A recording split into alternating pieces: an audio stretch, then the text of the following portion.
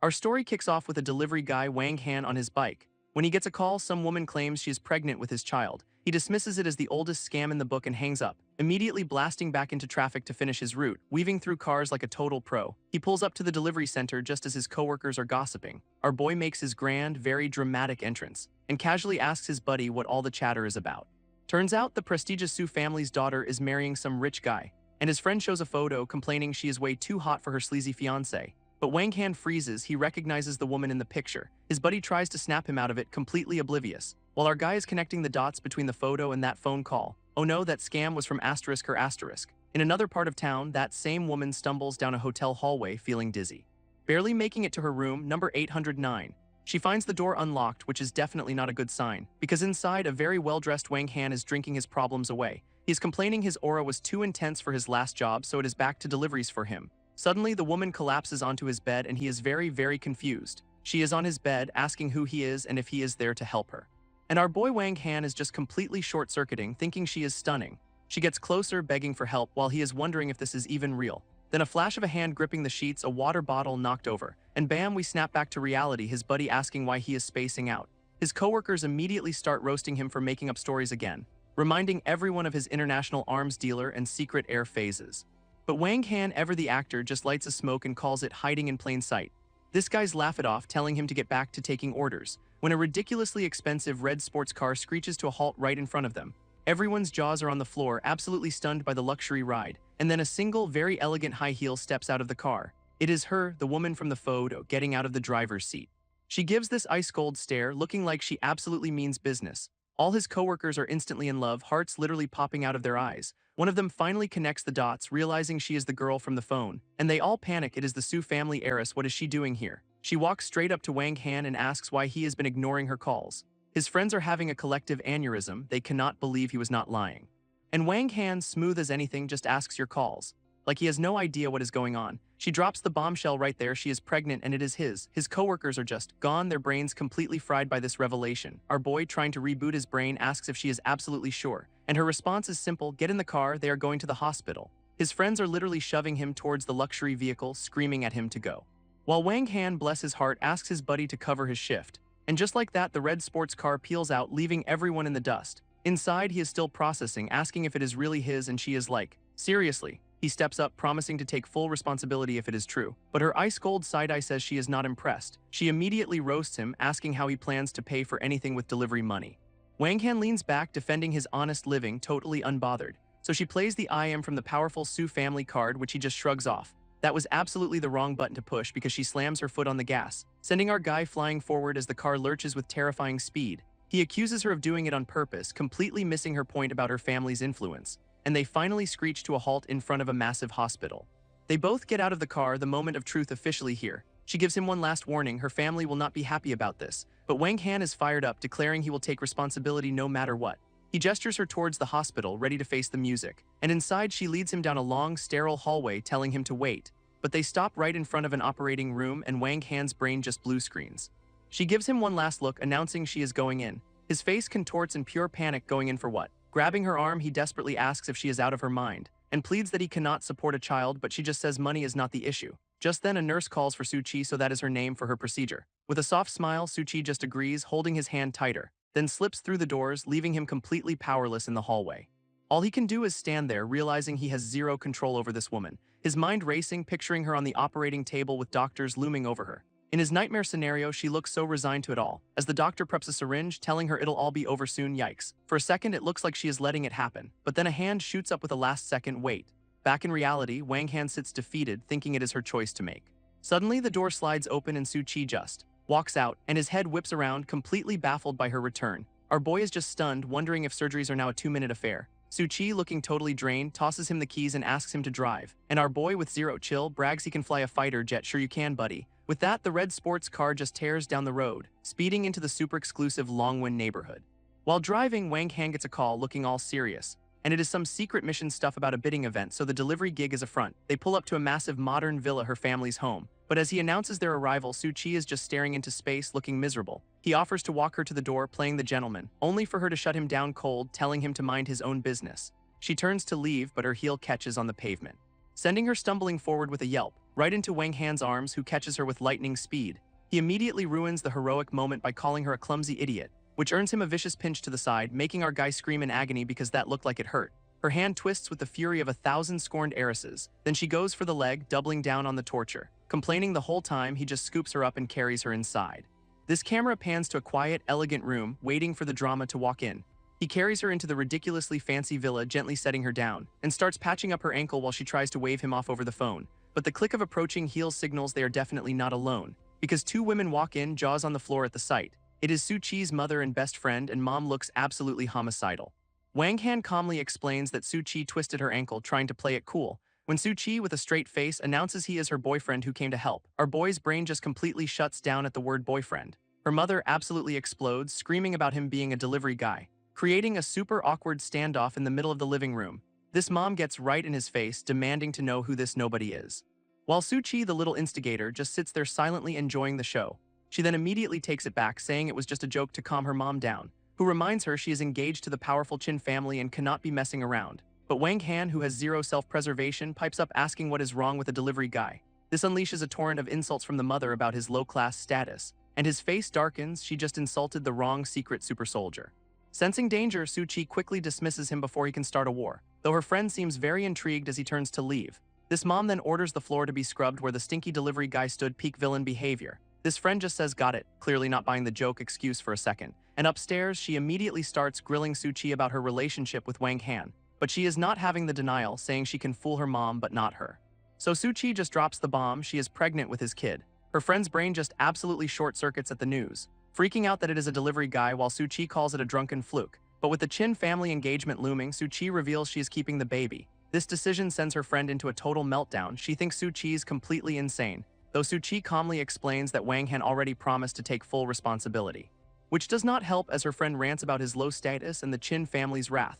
Putting up a hand, Su-Chi shuts down the lecture and asks why she is even back in town, and it turns out she is here for a bidding event with her grandpa, still looking unimpressed. Suddenly, a devious little spark lights up in her eyes. She announces she has a brilliant idea, which is never a good sign, and her genius plan is to just accuse Wang Han of assault if the truth comes out. Yikes.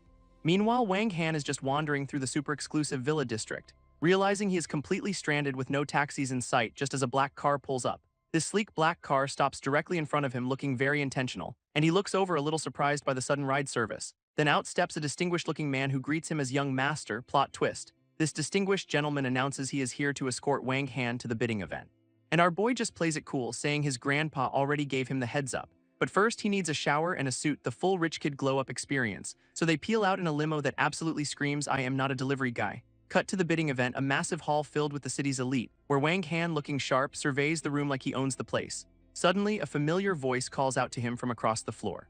It is Su-Chi's best friend, and she looks absolutely furious to see him there. She immediately asks if he is working part-time here too, just dripping with sarcasm, leaving him totally speechless and trying to figure out what to say. But before he can answer, she grabs his arm with a vengeance and starts dragging him away for a not-so-friendly chat.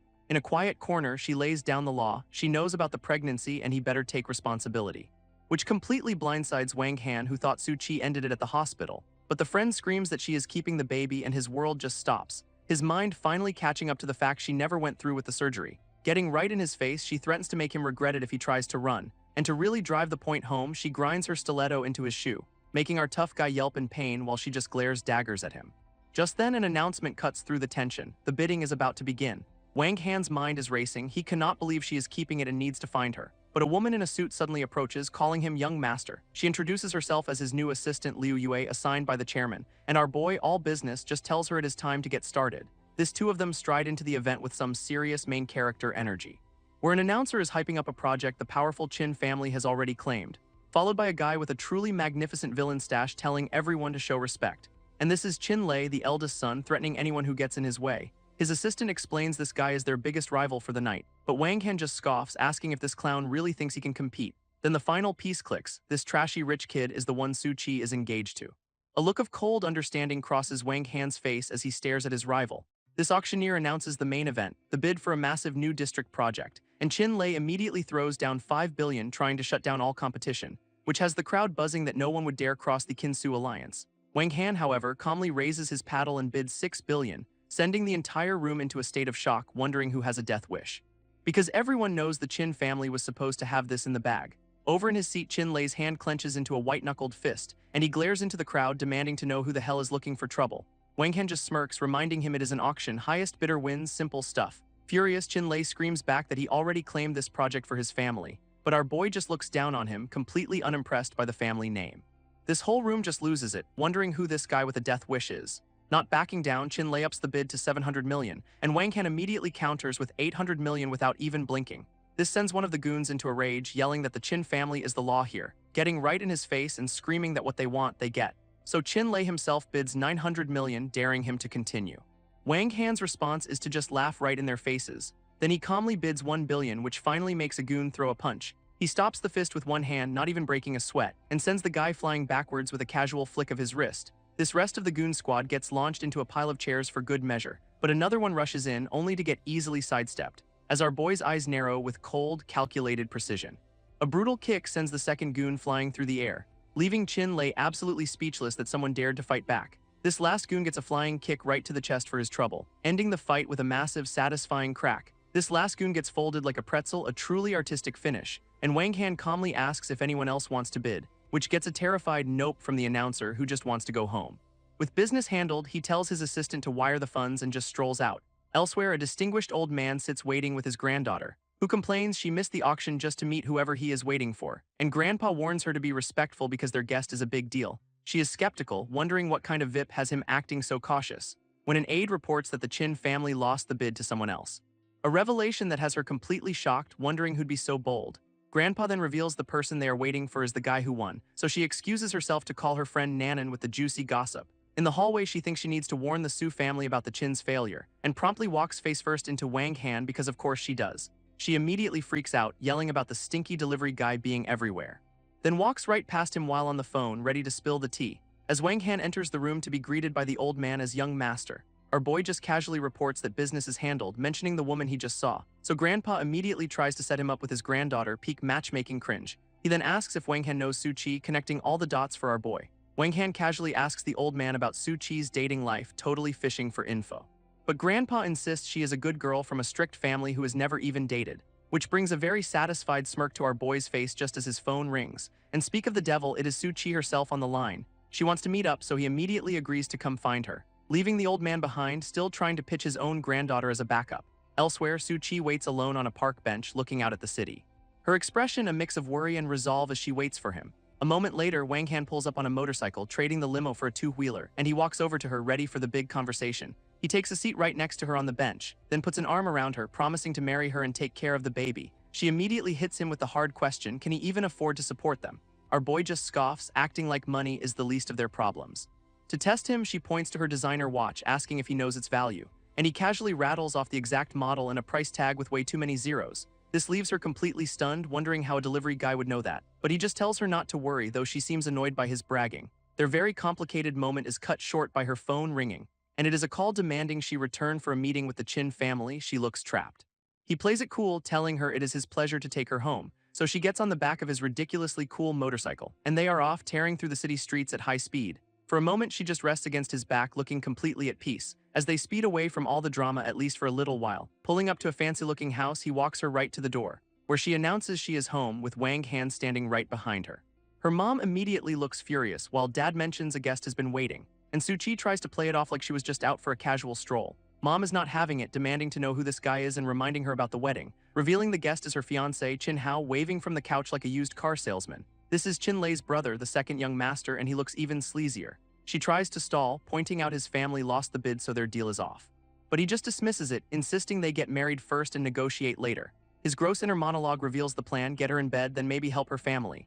This mom keeps pushing the marriage to save their family, but Su Chi shuts her down cold, and with a look of pure defiance, she declares she is not marrying him. Her parents absolutely lose their minds at this sudden display of a spine, so she drops the ultimate bombshell: she is pregnant with Wang Han's child. Mom's face just completely short-circuits, a priceless end to this family meeting.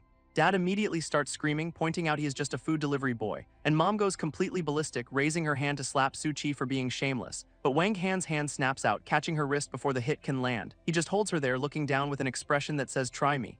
Then he drops the ice-cold question, is selling your daughter for profit considered shameful? She absolutely loses it, screeching for the stinking delivery guy to let her go. Dad decides it is his turn, calling his own daughter a slutty girl. and he is just furious she let a delivery guy ruin their family's big score. Wang Han has officially had enough of that, delivering a crisp backhand to the old man, which sends him flying as our boy pulls Suchi protectively behind him. He calmly announces she is pregnant with his child, which is why no one gets to touch her. From the floor, Dad sputters with rage, threatening his daughter for getting him hit. He grabs the nearest heavy object he can find, a hefty-looking ashtray, and charges forward screaming, "I will kill you," because that is a normal family discussion.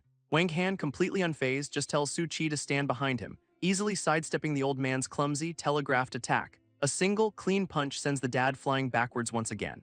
And Wang Han stands over him, warning him to never touch his woman. Grabbing the guy by his collar, he announces it is time for a lesson, and the lesson begins with a series of very satisfying, well-deserved punches. This lesson continues with Dad screaming for help from the floor, but a new woman with red hair suddenly appears, telling Wang Han to stop. Behind her, a whole entourage arrives, led by an old man demanding to know who is causing trouble. And the woman is shocked, calling the old man Grandpa, so this is her family. This whole scene is just a beautiful mess, one guy on the floor, two standing off, and the cavalry arriving late.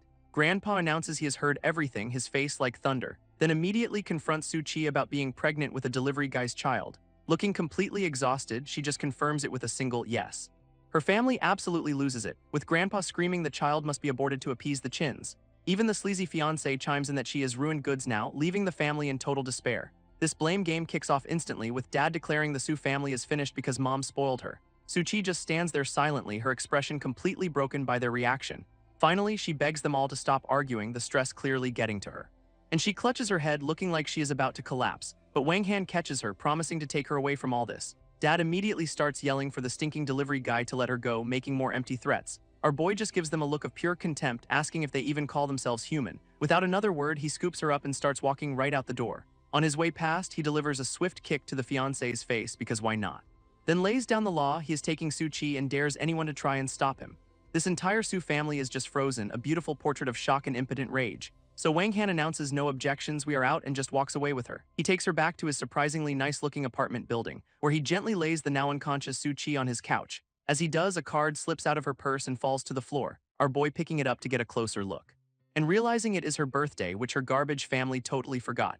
He decides it is time to show her what a real man does, vowing to take care of his woman. 20 minutes pass with her still sleeping off the family drama, before she finally wakes up completely disoriented and confused. Just then, Wang Han appears in a full-on apron, offering her some food, revealing an entire incredible-looking feast he cooked just for her. He is also mentally bragging that his cooking is fit for royalty, never change, dude. She just gives him a look, asking if he could possibly dial down the ego for 5 seconds, then sets a strange rule for the day, no saying the word die. In response, he brings out a little pink cake and with a genuine smile wishes her a happy birthday. This completely floors her, wondering how on earth he could have known, while he just leans back, asking if he is amazing or what. Overwhelmed by the kindness, a single tear starts to well up in her eye. He offers his supermodel-grade shoulder for her to cry on, what a gentleman. But Suchi just laughs at his absolute nonsense, deciding to try the feast he cooked up for her instead. And she has to admit the food is actually amazing, with the whole spread looking surprisingly legit. He tells her to make a wish on her little pink cake, then gets down to business, asking about her future plans. She immediately throws his promise back at him. Is he really going to support them? Our boy challenges her to marry a delivery guy, so she calls his bluff. Tomorrow they get married. With total conviction, she declares she's not afraid at all, which is exactly what Wang Han wanted to hear, the smug bastard. Their very serious moment is cut short by his phone buzzing, forcing him to step away and answer the call. Out on the balcony, he takes a very serious-sounding call. Learning an organization called Hydra is in town to kill him, normal Tuesday stuff. Wang Han just lights a cigarette, completely unbothered, planning to take care of the assassin tomorrow. Meanwhile, Suchi is now on her own phone call back on the couch, where a friend wishes her happy birthday, claiming to be first, but she says they are second. This friend assumes her fiancé was first, but she drops Wang Han's name, much to their dismay. After the call, she finally gets to enjoy a piece of her birthday cake in peace. Suchi casually tells her friend she is marrying a delivery guy tomorrow, and her friend on the other end is understandably freaking out. She tries to explain her plan to beg the project's big shot for help. While Wang Han's phone call is about some eldest princess hunting him down, he immediately asks if his subordinate gave away his location, who admits he did because the alternative was getting castrated. This revelation is so stunning he literally drops his lighter, and then drops to his knees, yelling that he has been sold out by his own man. His guy tries to play matchmaker before faking a bad connection and bailing, a classic. Wang Han is left to contemplate just how screwed he is, but his phone immediately buzzes again because the night's not over, with a text from that red-haired woman, Lin Qingyun, asking to talk business. And she is offering to do anything if he will cooperate with the Su family. Our boy just looks at the message, completely unfazed by the desperation.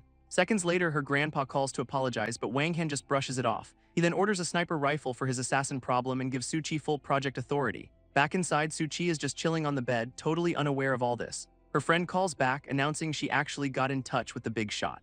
So Suchi is overjoyed, setting up a meeting for the next day. When Wang Han walks in, she says her good mood is about business he would not understand. Oh, the irony. He finds her on the bed reading, surprised she is into books, and leans in close, telling her there is a lot she does not know about him, which completely flusters her. She already agreed to marry him, what is he doing? But our boy just hands her a pillow, saying he will take the couch. As he walks off, he drops some unsolicited advice about reading being bad for pregnant women, leaving her blushing and realizing she totally misread the situation.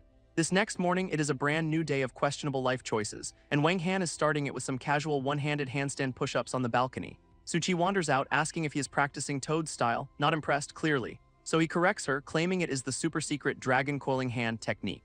Apparently, it is a legit killing art, prompting her to ask why a delivery guy needs that. And he just drops a line about his dad telling him to protect his family. Inside, she is surprised he has made breakfast and is actually super thoughtful, but he is back to being smug, telling her to come with him to his place. He clarifies they are going to get his registration book to make their marriage official, then calls her out, asking if she is scared, so she immediately agrees to do it. On the way, she suggests meeting his parents first like a normal person, but he says his family might not approve of asterisk or asterisk, so they will just trap them with a baby. This logic completely breaks her brain, asking if he is marrying asterisk up into her family, and he just casually agrees, saying her family background is a little lacking. He pulls up on a motorcycle, asking if he is good enough for her. What a charmer. So she hops on, and he tells her to hold on tight as they speed off, leaving his fancy apartment complex in the dust. But they have been spotted by the sleazy fiancé, who is furious she spent the night with a delivery guy, and he immediately orders his goons to kill Wang Han and bring her to a hotel. His lead thug cracks his knuckles, promising to follow them with the whole crew, while our couple zooms down the road, seemingly oblivious, except Wang Han totally clocks the van, tailing them in broad daylight. He tells Suchi he has an errand to run, planning to drop her off first, then expertly weaves through traffic to lead his pursuers on a little chase, pulling up to what looks like her very expensive-looking home, and after dropping her off, he waits for his moment. With a smirk, he glances back at the van. It is time to play. Before gunning the engine and peeling out, drawing them away from her, he leads the van out of the residential area at high speed, making a sharp turn to his real destination. And as he pulls up to a modern building, he spots someone on a balcony. Just as he suspected, they are lying in ambush right where he expected them. Our boy gets off his bike, ready to stretch his muscles now that all his problems are in one place, then calmly walks up the stairs, heading straight into the trap. Inside, Wang Han gets to work assembling his brand new toy, a high-powered sniper rifle. And with the gun ready, he gives a nod to Lin for the efficient delivery service. But as he turns, he spots some unexpected lingerie on the bed, which is definitely not his, and out walks a woman in a towel, just as surprised to see a man with a rifle as he is to see her, who turns out to be Lin Qingyun, screaming about a delivery guy invading the Lin family villa. Just as she is mid-rant, his face goes deadly serious and he screams for her to get down, tackling her to the ground as a sniper round shatters the glass right behind them. She is still fighting him, completely clueless she was just saved from becoming a modern art piece. So he has to pin her down and tell her to shut up or they are both dead. Romance is blooming. Now that he has her mostly terrified attention, she finally asks what the hell is going on, while our boy takes aim out the window, ready to return fire on Hydra. He lets off a single, perfectly aimed shot, his bullet streaking across the open space with pinpoint accuracy, and it finds its mark, taking out the enemy sniper in the building opposite. One assassin down, just like taking out the trash. Wang Han's already bored, thinking Hydra was overhyped, but Lin Qingyun is demanding answers, when his super senses suddenly start screaming at him again, because a second bullet is already on its way. It is deja vu as he yells for her to get down, grabbing her for another dive. And they hit the deck just as the round smashes into the wall where he was standing. He spots the second shooter and grabs the first thing he can find for a distraction, her lingerie, obviously. With Hydra here and the van goons on the way, he just eats her clothes out the window, knowing the gunshots have basically invited every enemy in town to the party. While Lin Qingyun is still trying to process, Wang Han is already lining up his shot. And he fires his second and final round from his kneeling position on the bed. This bullet smashes through the glass, heading straight for its target. And across the way, another Hydra goon gets a very permanent surprise, but not before the enemy sniper gets his own shot off in return. This forces Wang Han to shield her again, and she rewards him by calling him a pervert. He calmly plucks one of the enemy's bullets out of the wall, identifying a hexagram mark from an assassin group called Abyss. So he asks her who she pissed off in Eastern Europe, and she is completely clueless. Making matters worse, our boy realizes he is fresh out of ammo for his new toy. Then it finally clicks for her, she rejected some shady European boss who wanted her tech. Just as she puts it together, Wang Han senses another attack and shoves her head down. Now they are both pinned to the floor, surrounded by shattered glass. Time for plan B as he picks up a glass shard and announces his special move. He makes a dead sprint toward the open window, shard in hand, then hurls it with enough force to look like a literal energy blast, and it finds its mark, taking out another sniper with a piece of broken glass. With the snipers neutralized, their bodies are just part of the architecture now, and Wang Han strolls back in, telling Lin Qingyun it is safe while juggling a bullet total power move. She finally asks the million-dollar question, but our boy says his identity is on a need-to-know basis. So her next brilliant idea is blackmail, which he immediately shuts down with a finger to his lips.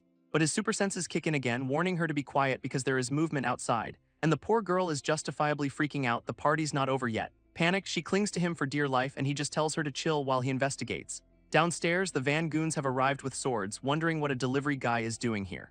And their best guess is he is a petty thief. Oh, you sweet misguided fools. Right on cue, Wang Han strolls down with a friendly wave, ready to greet the welcoming committee, then smirks, asking if this whole entourage is just for little old him. This lead thug starts monologuing about breaking his legs for messing with Su Qi, which gets a completely bored look from Wang Han, who just asks for the game plan. Their plan, apparently, is to just charge forward, screaming about their boss's honor.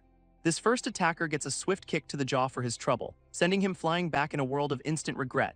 In seconds, 2 of the 3 are down, leaving just the leader standing there, who is having a crisis, realizing the bar for delivery guys is suddenly very, very high. But his pride will not let him back down, so he charges in for round 2, blade first, and Wang Han just launches himself into the air for a finishing move, because why drag this out? He meets the thug's blade with a flying kick, shattering his offense instantly, and sends the guy crashing to the floor right in front of Lin Qingyun, who lets out a scream, having a front row seat to the beatdown, which just pisses the thug off, telling her to shut it while he gets back up. Then he grabs her, deciding a hostage is a much better plan than fighting, and puts a sword to her neck, threatening to kill her if Wang Han moves. But our boy is completely unimpressed, basically telling him to get on with it. So as he calmly walks forward, the thug starts to panic, while Wang Han just taunts him, asking if he is too scared to follow through. Then in a literal flash, he is suddenly right in front of them, stopping the blade with 2 fingers, mocking the guy's pathetic skill, and the thug is just frozen, realizing he cannot even budge the sword. So Wang Han keeps goading him, asking why he is hesitating, before shattering the blade with a single flick of his fingers, leaving both the goon and the hostage completely stunned by the casual display of power. And then he grabs the guy by the throat, calling him worthless trash, which makes the thug desperately name-drop the Black Dragon Society. But Wang Han just asks, so what, and casually tosses him away, sending him sprawling across the floor, utterly defeated. So the guy's last-ditch effort is to beg him not to become a criminal, truly a master strategist. Wang Han gives the thug a solid stomp for his troubles, which earns him a face full of blood and a whole lot of screaming. So the guy immediately switches to begging, pulling out the sick mother card, and with 3 seconds on the clock, he blurts out that his boss went after Su Qi, which is the one piece of news that actually gets a reaction out of our boy. So for that little tidbit, the goon gets another swift kick to the head, just as the police announce their arrival, with Lin Qingyun looking very out of place, and Wang Han just tells her to handle it before sprinting out the door, leaving her to face 2 cops who tell her not to be afraid, as the lead officer flashes his badge, asking what the hell happened here. So she gives them the PG version about a home invasion while she was showering. And the cops just start cuffing the unconscious goons, none the wiser, until a subordinate reports finding 2 dead snipers, and the captain realizes this is a whole other thing. Meanwhile, the sleazy fiancé Chin Hao is cornering Su Qi in a hotel room, and she tells him to get out, but he is not taking no for an answer this time, lunging at her while making some truly disgusting threats. Then he pins her to the bed, gloating that no one will come to save her, even mocking the stinking delivery guy for being unable to save himself. And his villain speech is cut short by a shoe rearranging his face, because Wang Han has arrived, sending the creep flying with a perfectly timed kick. Wang Han stands over the creep, laying down the law about touching his woman. So of course the rich boy pulls out the classic, "Do you know who my dad is?" card, and our boy's response is basically, "I do not care, and he is gonna pay for you."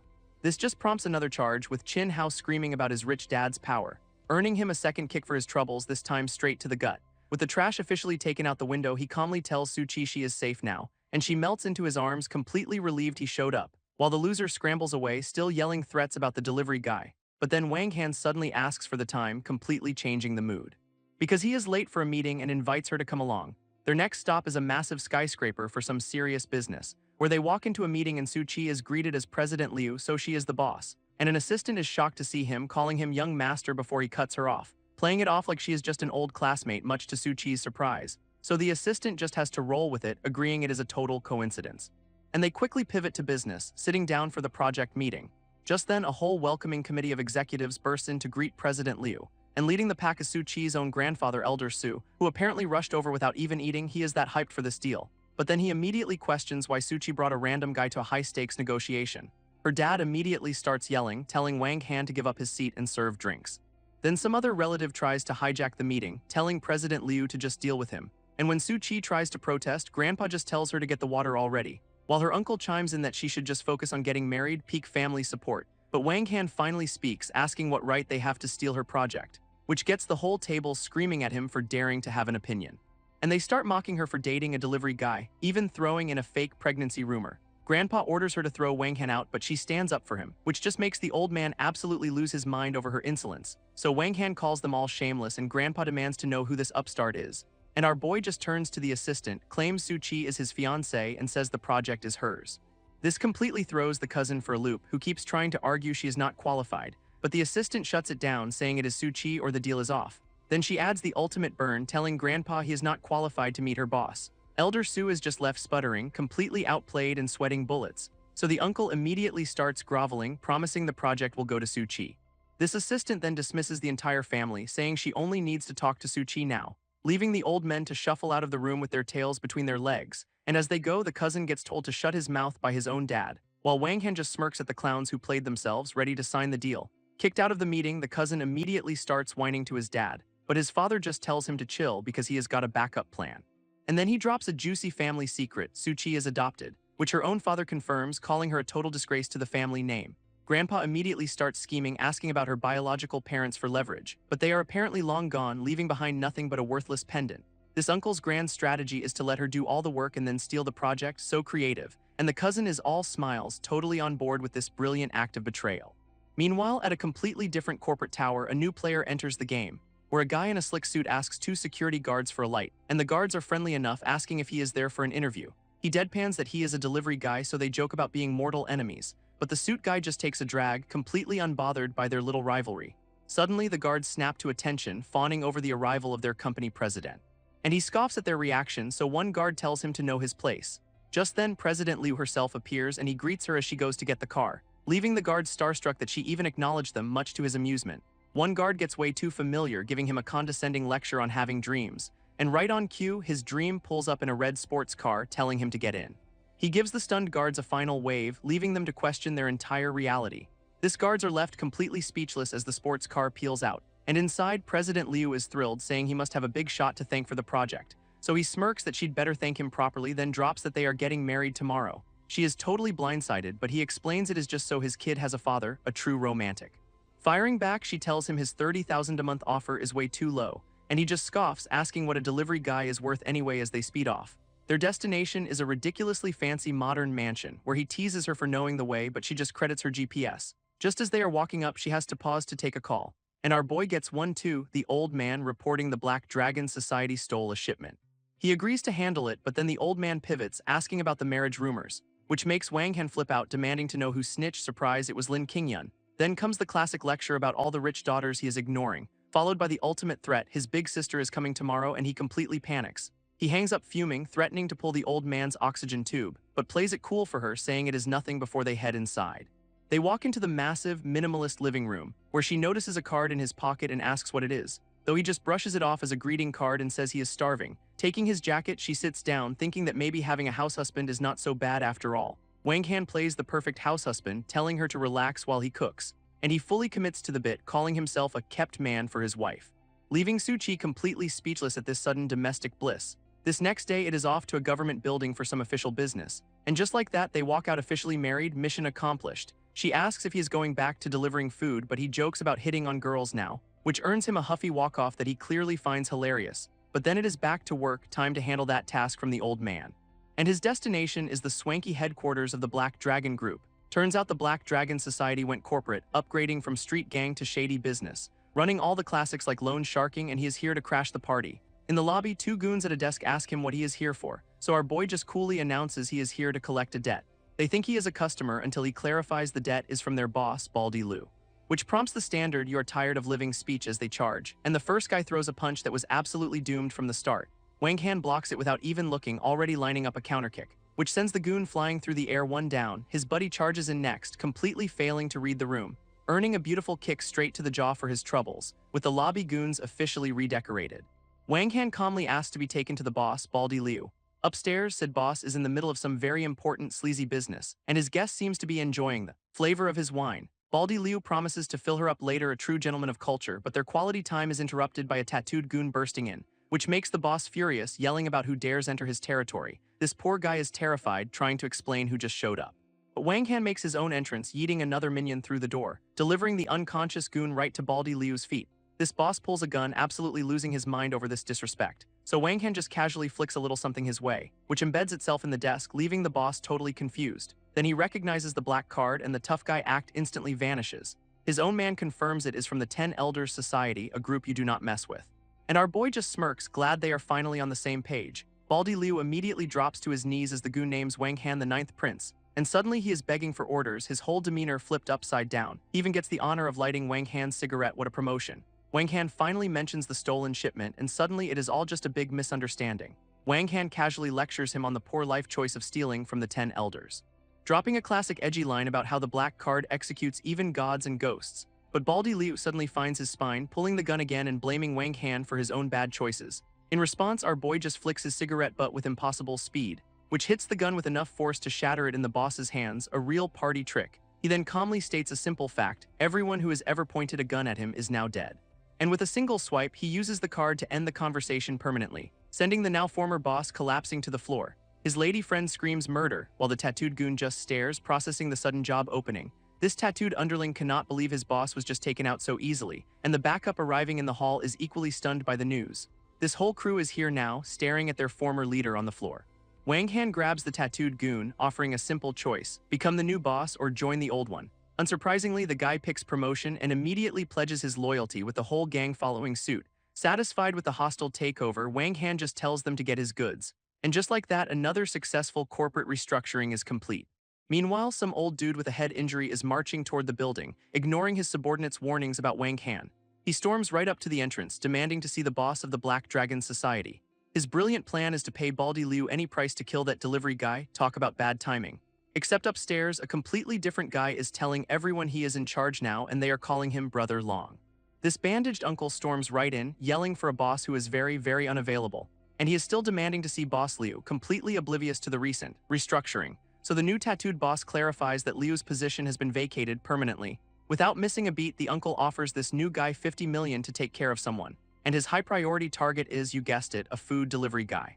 Brother Long is skeptical, thinking this rich kid is pulling his leg about a $50 million hit on a nobody. But the uncle is dead serious, raving that this guy beat him up and stole his woman, which is just music to the new boss's ears, a big payday on his first day. This client has one special request: he wants to watch the guy die with his own eyes. And with that, Brother Long rallies the troops to go get revenge for their new best friend.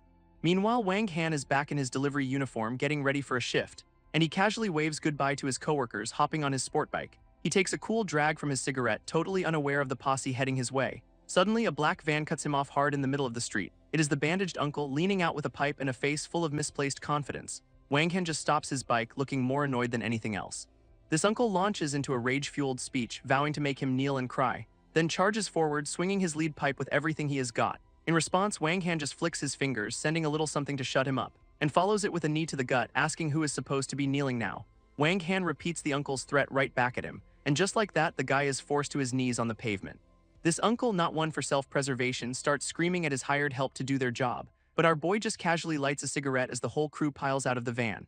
This new boss, Brother Long, smirks, saying he is curious to see how tough a delivery guy can be, while his client demands they make Wang Han wish he were dead, a real charmer. Brother Long gets way too familiar, putting a hand on Wang Han's shoulder, which is a move with a notoriously short life expectancy around our boy. Wang Han immediately asks who he is calling friend while twisting his arm into a pretzel, then scolds him for getting arrogant 5 minutes into his new management position. This new boss suddenly recognizes him, panicking and calling him the Ninth Prince, which leaves the bandaged uncle totally baffled by this sudden change in tone. So Brother Long, furious at being set up, delivers a swift kick to his now former client, sending the dude flying for the second time in as many minutes. Wang Han puts his foot on the uncle's chest, giving him one final warning not to provoke him, and as the guy sweats buckets, our boy has one last thing to add. A little PSA that Su-Chi is his wife, and next time he will not be so lucky. With that business handled, he checks his phone, annoyed he is going to be late for work.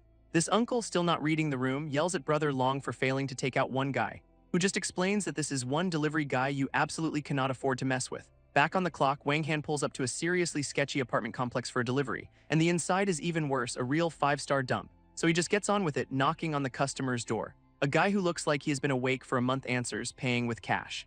But Wang Han immediately senses something is very wrong here, and his gut was right. A woman in the background screams for help. Her captor immediately smacks her, telling her to shut up while his buddy watches, and the first goon tries to play it off, telling our boy to get lost. But his partner is not so calm, deciding they need to get rid of the witness. Wang Han cannot believe his luck, stumbling into a kidnapping on a routine delivery.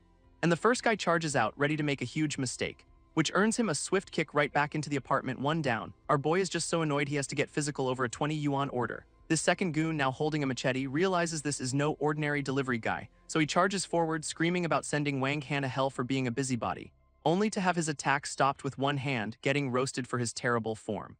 Followed by a quick arm twist and a punch straight to the face, which sends him flying as the captive now begs Wang Han to save her. Wang Han just casually kicks the door shut, ready to finish this up. Looking completely unfazed, just another Tuesday for the ninth prince. With the kidnappers handled, the captive girl begs Wang Han to save her, so he calmly unties her, asking if she is okay to walk, then drapes his jacket over her shoulders, a true professional. He has already called the police and hands her a phone to call her family, and now it is time for some light housekeeping like tying up the trash. This two goons get a front row seat to a lecture on their poor career choices, after which the woman introduces herself as Zia Wanying and thanks him profusely. But the name Wang Han makes her freeze up completely. She just silently hands him her phone, much to his confusion. And suddenly he is on the line with a woman yelling about him getting married secretly, forcing him to stammer an explanation to his big sister that he is on his way, who promptly hangs up on him because family is just the best. At that moment, an old man with bodyguards bursts in, yelling for Wanying, and it is her dad, arriving to find his daughter safe next to a random guy and two tied-up goons. He rushes over to hug her, frantic with worry. But she just points to Wang Han, explaining this big brother saved her life. So Wang Han just tells the cops to take the criminals he thinks he knocked out. This father offers his sincere thanks, and our boy just confirms it was him, no big deal, which makes the old man realize this is no ordinary delivery guy. He is sensing a master's aura, and he pegs him as a grandmaster, offering his business card for any future trouble in the city. Wang Han politely accepts the card from the martial arts master, promising to visit, but he immediately turns down a cushy job offer to be the guy's personal muscle, leaving the old man wishing he could have recruited such a promising young hero. Downstairs, our boy heads back to his bike as the cops handle the kidnapping aftermath, muttering about all the trouble one delivery caused before deciding to go find Su Chi. He peels out of there, leaving the whole mess in his rearview mirror, and pulls up to a massive corporate skyscraper a little while later. Inside, some guy in a suit is telling a woman named Nanan he flew all the way back from abroad to save her from a crisis, but she, Lin Jingpeng's target of affection, shuts him down cold. Help not needed, thanks. This dude then lays on a guilt trip about rejecting other women for her, so she tells him to back off and use her full name, Su Chi. His next brilliant move is to grab her arm, begging her to be his woman, a real class act. Su Chi shoves him off, dropping the ultimate combo breaker. She is married and pregnant. This news absolutely shatters his fragile little world, and right on cue, Wang Han walks in, casually noting his growing list of rivals. This suitor immediately tries to pull rank, yelling at this employee for interrupting a very important rejection. So Wang Han just holds up lunch for his pregnant wife, and Su Chi proudly introduces her husband. Our boy is just basking in the warm, fuzzy feeling of being called husband for the first time, which sends the other guy into a full-on, soul-crushing meltdown. Wang Han just calmly points him to the exit, explaining that he and his wife would like some privacy, then turns his back, leaving the fuming third wheel to process his spectacular failure. This rejected suitor storms out vowing revenge, while Su Chi tells Wang Han to fire the front desk, and our boy just smugly comments on how weak his rival was, but Su Chi clarifies he cannot be a rival if there were never any feelings involved. He just smiles, taking her point as she gets ready for lunch, only for him to suddenly snatch one of the food containers away, teasing that if they have no feelings for each other, then she gets no food. She immediately plays the pregnancy card, reminding him he is obligated to feed her, and after one bite she has to admit his cooking is incredible. Su Chi even offers to fund a restaurant, but he scoffs that not just anyone is worthy of his cooking, which prompts her to ask just how many other women he has cooked for. He tries to play it smooth, insisting he is only cooking for the baby, not her. So she changes the subject, asking why he is not in his delivery uniform. His brilliant explanation is that he lent his clothes to a sexy girl he rescued, which earns him an immediate eviction notice from a very unimpressed Su Chi. He tries to lecture her about pregnant women staying calm right as the door slams in his face. From inside, she yells at him to go deliver food to his new sexy girl instead, and she is still fuming for a moment before checking her phone. It is a text from Kid's dad, saying he is off to earn money for baby formula. A follow-up text invites her to dinner as the child's father, and she cannot help but smile. Outside, Wang Han just sighs, calling her a stubborn woman before heading out. Wang Han just smirks, much preferring husband to child's father, and with that ego boost, he is off to his next destination, speeding through the streets on his trusty delivery bike. He pulls up to a fancy villa, clearly not here for a food order, and walks in with a woman named Yinian, right into a lecture from her aunt. Yinian immediately drops the bomb that they are married, so deal with it, which sends the aunt into a spiral over her marrying a delivery guy. But Yinian stands her ground, insisting she knows exactly what she is doing, right as two more men arrive to try and de-escalate the family drama, one of whom gives a suspiciously warm welcome to his new brother-in-law. They send the couple upstairs to change, leaving the rest of the family to plot. And the aunt immediately asks her nephew if he is just going to let this happen. He has already called for backup. This two of them are absolutely delighted at the thought of teaching this trash a lesson. And their muscle arrives, a portly dude introduced as young Master Cheon. This Sula character promises him a surprise for coming on such short notice, just as Yinian and Wang Han come back downstairs to find the unwanted guest. And she immediately asks what this guy is doing at a family dinner. This aunt just brushes her off, demanding she sit next to young Master Cheon. But Yinian points out the very obvious problem: there is only one chair left. A man at the table clarifies that is because riffraff do not get to sit with the Su family. Wang Han just asks why he cannot sit, and the family tells him to know his place, until the head of the table shuts them down. If you do not have a chair, squat. Yinian immediately offers her seat to Wang Han, ready to stand for him, which makes her dad slam the table, ordering her to sit with young Master Cheon. But one cold, hard stare from Wang Han has their honored guest sweating buckets, and suddenly young Master Cheon is politely offering up his own chair. Problem solved. This aunt is absolutely scandalized that he'd give his seat to a peasant, but Cheon insists, practically forcing Wang Han to sit down before he gets hurt. Our boy then drops a bomb, telling kid's mom to sit down because she is pregnant, and proceeds to serve her food, leaving the entire family speechless. Meanwhile, Sula pulls young Master Cheon aside, promising a special surprise, while Wang Han and Yinian just try to enjoy their meal amidst the chaos. This big surprise, Sula drugged Yinian's wine so Cheon could have her. What a great cousin. Young Master Cheon is not thrilled, realizing this idiot is trying to get him killed, so he immediately screams a warning about the knockout drug in the wine. Yinian is stunned, and Cheon wastes no time pointing the finger straight at Sula, which earns the scumbag a face full of wine from a very angry Yinian. Sula is just left sputtering, covered in the evidence of his failed, creepy plan, and Wang Han gets up, cracking his knuckles, ready to do some housekeeping. A swift punch sends Sula reeling. Family dinner is officially over. Wang Han stands over the loser, giving him one last, very clear warning about touching his wife. And with Yinian calling the place filthy, they just step over the body and leave, leaving the rest of the family to tend to their bruised and humiliated cousin. Later, driving in a sports car, Yinian demands an explanation for the night's events, specifically asking why young Master Cheon was so terrified of him, to which Wang Han gives a smug non-answer about how some people just need a good slap. She calls him out for bragging, gently reminding him his status is a real problem for her family. But he just scoffs, claiming his family's rules are way stricter than hers.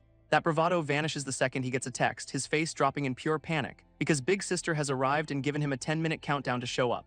They speed over to a sleek, modern apartment building, with Yinian wondering who on earth could have him this spooked. He warns her to be on her best behavior, which she finds pretty funny coming from a delivery guy. But our boy is dead serious, telling her not to mess this up.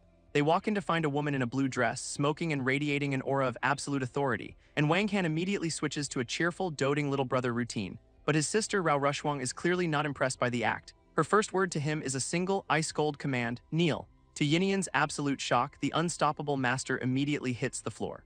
And then Big Sister turns to her, inviting her to join the party. Wang Han tries to play the pregnancy card, insisting Yinian cannot kneel, but Yinian steps in herself, earning a very skeptical look from Big Sister. This sister gives a long, unimpressed stare, clearly not buying it for a second, and her response is to just kick Wang Han across the room for his bad habits. He is on the floor trying to plead his case, but she is not listening at all. She lays down the law. Family punishment comes before any explanations, but Yinian jumps in front of him, shielding him from any more discipline. She goes full mama bear, calling out the sister for being completely unreasonable.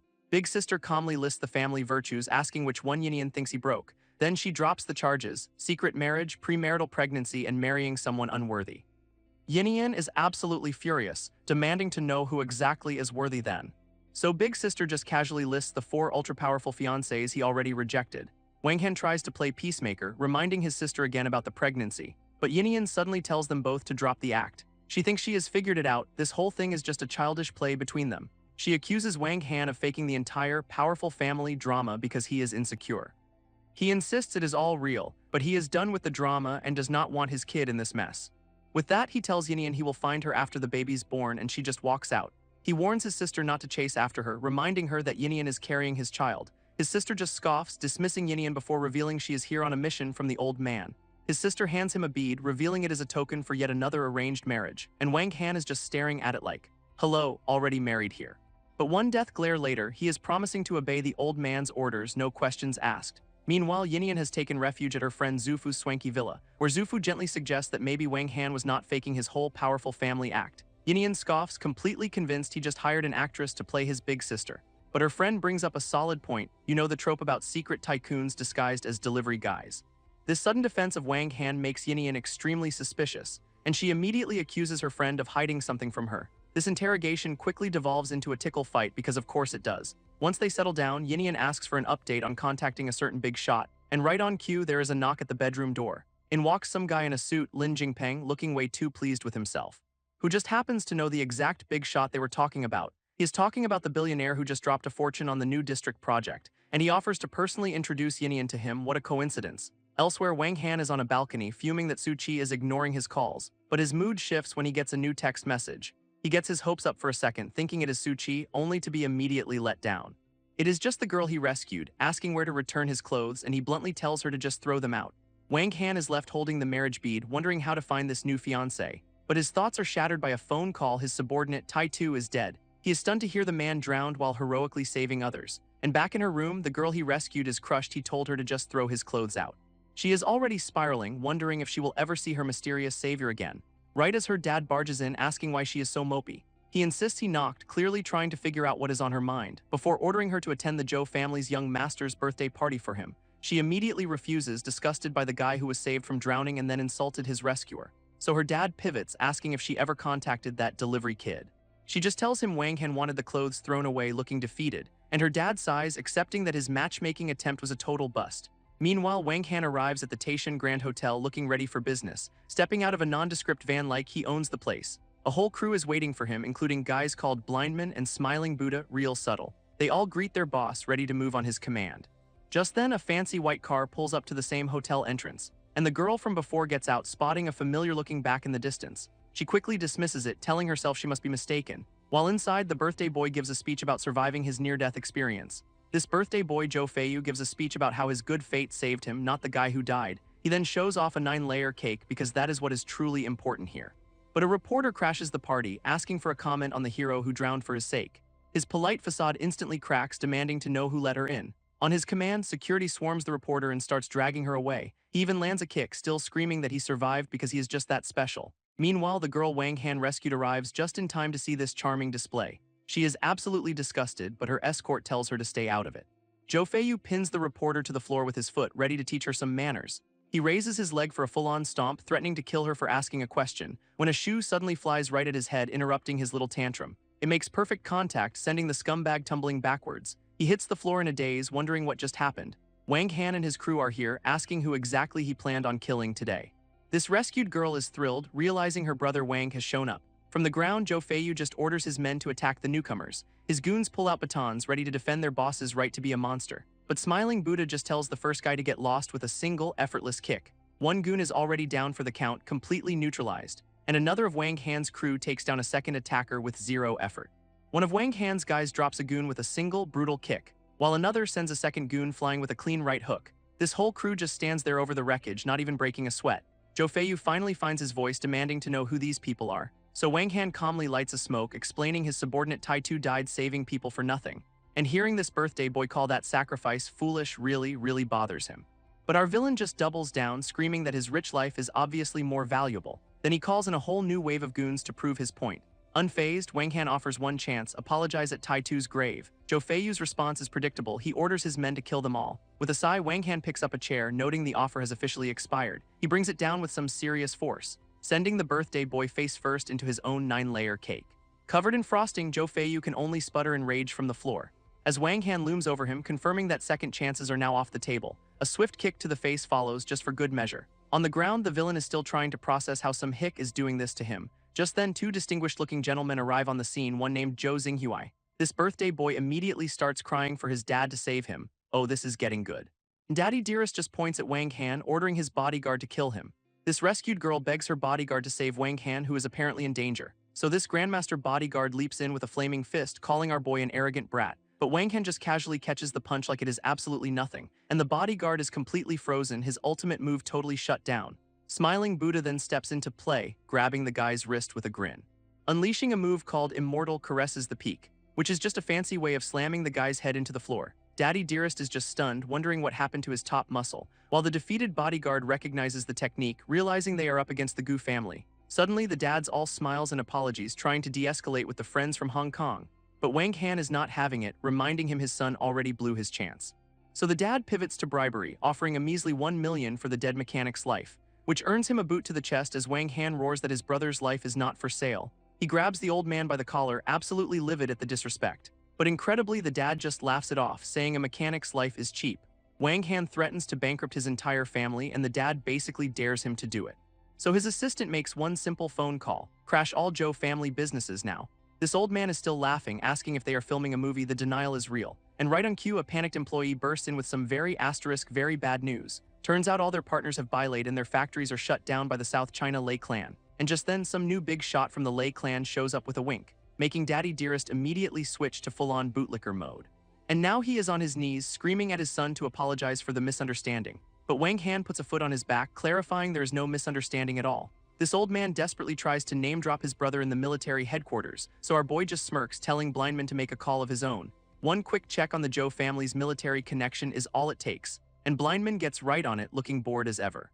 Wang Han just tells them he is taking the kid, consequences be damned, while the birthday boy is dragged away, still screaming for his uncle to save him. This dad gets a call and smirks, thinking his powerful brother is on the line, except it is his brother screaming that they have messed with a military big shot. Now the uncle's getting stripped of his rank and the dad is just speechless. Next stop on this apology tour, the cemetery. They are at Tai Tu's grave, ready to pay proper respects. And the birthday boy is ordered to get on his knees, still whining about his rights as Wang Han shoves him down. Our boy just orders him to kowtow and apologize properly, and a foot to the head ensures he bows with appropriate enthusiasm. With the apology delivered, the crew pours one out for their fallen brother. Meanwhile, a woman named Nanan visits a grave, paying respects to her grandma and a brother. And she confesses to the tombstone that she is pregnant by a delivery guy her family hates, while also ranting about some other guy who faked being rich. Grandma was right, men are trash. Changing the subject, she mentions a kind benefactor who recently saved her from a crisis, leaving her grandma's favorite snacks as an offering on the headstone. As the rain starts pouring, she says her goodbyes, promising to visit again soon. An assistant is already waiting with an umbrella to escort her to a nearby car. Inside, she is bickering with her cousin and a friend about the sudden downpour, but their argument is cut short when a massive limo blocks their path out of nowhere. This cousin starts screaming about which suicidal maniac is in his way. Just as a whole crew of men in black suits and umbrellas emerge from the luxury car, they are all there to respectfully greet their young master, who is Wang Han. Standing in the rain, he gives orders to make arrangements for Tai Tu's orphaned daughter. From the other car, Nanan's friend spots him, asking if that is the guy she knows. Nanan is just stunned, wondering what on earth he is doing at a cemetery. Then she sees the big shot from the Lei clan, the guy from the hotel, opening the car door for him. Her friend is absolutely losing it, asking who that VIP is, but Nanan has no idea. This cousin, however, recognizes him immediately. It is the crown prince of the Lei clan. With their business done, Wang Han's entire motorcade pulls away, heading for Tai Tu's house. Her friend is still reeling, telling Nanan to call him because this is clearly not just some delivery guy. Nanan flatly refuses to call him, saying it is impossible. So her cousin just blames the rain, changing the subject to a big shot she needs to meet.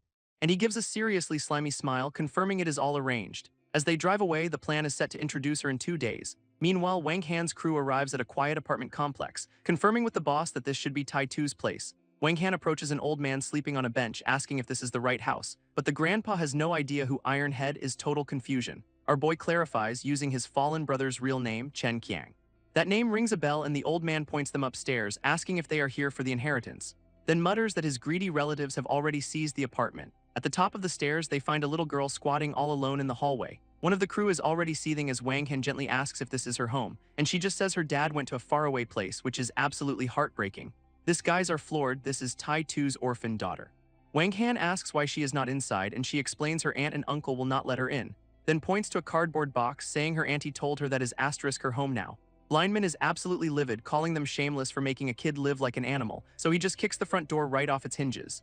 Inside, 2 relatives are enjoying a seafood feast, completely unaware their meal is about to be interrupted.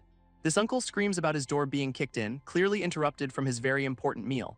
So Wang Han calmly asks when exactly Tai Tu's apartment became his property, and this guy actually threatens to call the cops, prompting Wang Han to ask if he is even human, which earns him a swift knee to the gut for his troubles, sending him and his entire seafood dinner flying across the room. With the trash handled, Wang Han tells Smiling Buddha to give them a proper welcome.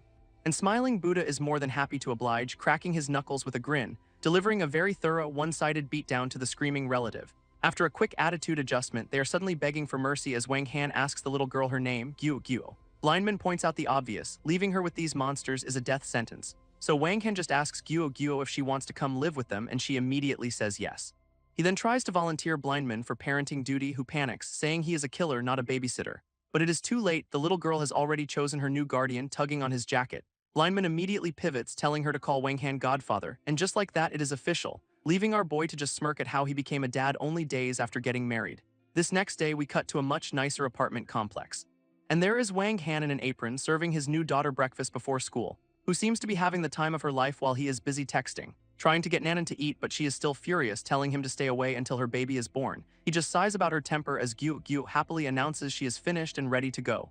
Wang Han plays the part, agreeing to take his new daughter to school. And of course, it is some ridiculously fancy private academy, where he gives her the classic study hard pep talk, all thanks to Uncle Lei. Then they head into the principal's office for the official welcome, meeting the principal and a certain teacher Zia, and Wang Han is completely stunned because he definitely knows that teacher. She is just as surprised, happily calling out to brother Wang, then immediately asks if the little girl is his daughter, so he just rolls with it, patting her head like a proud papa. This principal, seeing they are old friends, conveniently delegates the tour to her. With Gyu Gyu in good hands, Wang Han says his goodbyes to go work, and the little girl waves him off, calling him godfather, while he promises to pick her up later with a smile. This teacher immediately starts prying, asking if he is her asterisk real dad, but she is all sympathy after Gyu Gyu explains her real dad is in heaven. Outside, Wang Han sits on his bike, already complaining that being a dad is hard. Just then his phone rings. It is a woman asking if her bastard missed her, and he is instantly flustered, asking this eldest princess how she got his number. She orders him to get ready for her visit tomorrow, but he tries to shut it down, saying he is married, which means absolutely nothing to her since she already knows his wife's name. Wang Han is absolutely losing it. This princess investigated him and is coming tomorrow, and of course she hangs up on him before he can argue. This next morning he is back on dad duty, dropping Gyu Gyu off at school, deciding he should probably give his pregnant wife a heads up about the incoming chaos. He texts Nanan to ignore a woman with a ponytail, but she just assumes it is another hired actor, leaving him to sigh about how complicated women are before lighting up. Back on the bike, he is just another delivery guy worried about being late, and his next stop is some ridiculously opulent mansion. Our boy cannot help but be a little impressed by the sheer scale of the place, then rings the bell announcing the food delivery has arrived. He offers the pizza box with a polite smile as the door opens, but the woman who answers is a very familiar, very surprised face. Wang Han just plays it cool, calling it a coincidence with a smug little grin, while she dismisses him to her friends as just the delivery guy. Her friend comes over recognizing him, so the woman admits they were junior high classmates, which only confuses the friend who has absolutely no memory of him, so he gives a fake name, Zhang Wei, claiming he was just a forgettable nobody. But a guy in a suit immediately calls him out. There was no Zhang Wei in their class. This new guy then scoffs at the very idea of a former classmate working as a delivery driver, even questioning why a big boss like her would ever know such a person. This suit-wearing clown lectures him about the massive gap between the rich and poor, then pulls out his wallet, asking why the delivery boy is still standing there. With a smug grin, he offers a couple hundred as a reward. What a philanthropist. Wang Han is barely holding back while the guy asks if his generous tip is too small. Our boy just smiles, pockets the cash, and thanks the boss for his kindness. At that moment, a woman comes downstairs asking if her pizza has arrived. And it is teacher Zia, who is absolutely shocked to see brother Wang at her door. He plays it off with a nervous smile, calling it a total coincidence. This suit is baffled. She knows a delivery guy, but she calls Wang Han her savior. She invites him in to rest, but he politely declines, saying he has more orders. Her friend jumps in, mocking him for needing to work, which gets him a sharp rebuke. Wang Han tries to dip out, but teacher Zia runs after him, calling his name. She asks for a ride to work, putting him in a seriously awkward position. This rich friend's protest, calling his beat-up scooter dangerous and offering a Porsche instead. Except it is not a scooter, it is a high-end sport bike, and everyone is stunned silent. This redhead just glares at her friend, completely over his pathetic attempts to show off. So teacher Zia hops on the back, waving goodbye as they prepare to leave. They speed away from the opulent mansion, leaving the others in their dust. Back on the porch, the suit tries to get his date to eat, but her mood is ruined. She just blows him off, claiming she has urgent work, and walks away alone. They are tearing through the city streets on his bike, and he checks if he is going too fast for her, but teacher Zia is just enjoying the ride, holding on tight. Suddenly, a familiar red sports car pulls up alongside them. It is her rich friend, trying to get her to ditch the bike for a luxury car. Our boy immediately tries to pawn her off, not wanting any more trouble. So teacher Zia thanks him by asking him out to dinner this weekend. He gives the classic "I am busy" excuse, desperate to get away, speeding off while she waves him a friendly goodbye. Wang Han just mutters that he cannot handle women, the stress is real. Later that evening, he is back on dad duty, walking Gyu Gyu home, promising to cook for her as she happily calls him dad. But when they get to his apartment, they find a pair of strange high heels at the door. Steam is pouring out from behind the bathroom door, and out walks the eldest princess in a towel, asking why he is so late. Wang Han immediately covers Gyu Gyu's eyes, telling her to get dressed, but the princess just coolly asks who the little girl is. He declares she is his daughter, trying to prove he is a married man, which prompts this woman to tell Gyu Gyu to call her mom. And Wang Han absolutely loses it, screaming at her audacity. Wang Han immediately tells the princess not to mess with the kid, but she just leans in and introduces herself as Gyu Gyu's new mom, so he quickly sends the little girl off to do her homework, leaving the two of them alone in a very tense living room. This princess immediately gets handsy, accusing him of getting married behind her back, and our boy yelps. That was a very personal, very painful attack. She follows up with a high kick, asking if he missed this kind of attention, while he just screams at her to put on some actual clothes, completely flustered. Unfazed, she just sits back and threatens him for daring to marry someone else. Wang Han tries to be the bigger person, tossing her a jacket and repeating that he is married, but she already knows all about his shotgun wedding to Su Chi. He just cuts to the chase, asking how long she plans on staying. And she lays out her 2 reasons, finding him and a business deal. A wave of relief hits Wang Han, at least she's not here to bother his wife. He tries to pivot to dinner, hoping to distract her with food, which only earns him a sarcastic jab about his new dad life. She gets right back in his face, grabbing his jacket to make a point, then calls him out for acting like a monk around her and only her. Just then, Gyu reappears, tugging on her dress and saying she is hungry. And the poor kid immediately covers her eyes at whatever she just walked in on. Wang Han tries to shut down the drama, telling her to stop messing around so they can eat, then grabs Gyu's hand, threatening to leave the princess behind for a dad-daughter meal. But she just smirks, promising he will be hers eventually, zero boundaries, all confidence. So they head out to some ridiculously high-end restaurant in the city, where the princess immediately starts playing mom, offering to buy Gyu anything. And she quickly corrects the kid, it is godmother, not auntie, a total power move. They are led to a massive private room, which Wang Han just dismisses with a casual it'll do. This princess immediately starts teasing him about being a reluctant godfather, earning a sharp rebuke. While in another room, 2 shady businessmen are meeting with a certain brother Lei. His lackey reports that some big project got snatched, and it is somehow tied to a Lin Qingyun, revealing the project is now controlled by none other than Wang Han's wife Su Chi. This brother Lei hatches a scummy plan, dig up dirt on Su Chi and her delivery guy husband to ruin her. His goon loves the idea just as a waiter walks in to serve their table, and brother Lei does a double take. The waiter looks suspiciously like the guy who outbid him.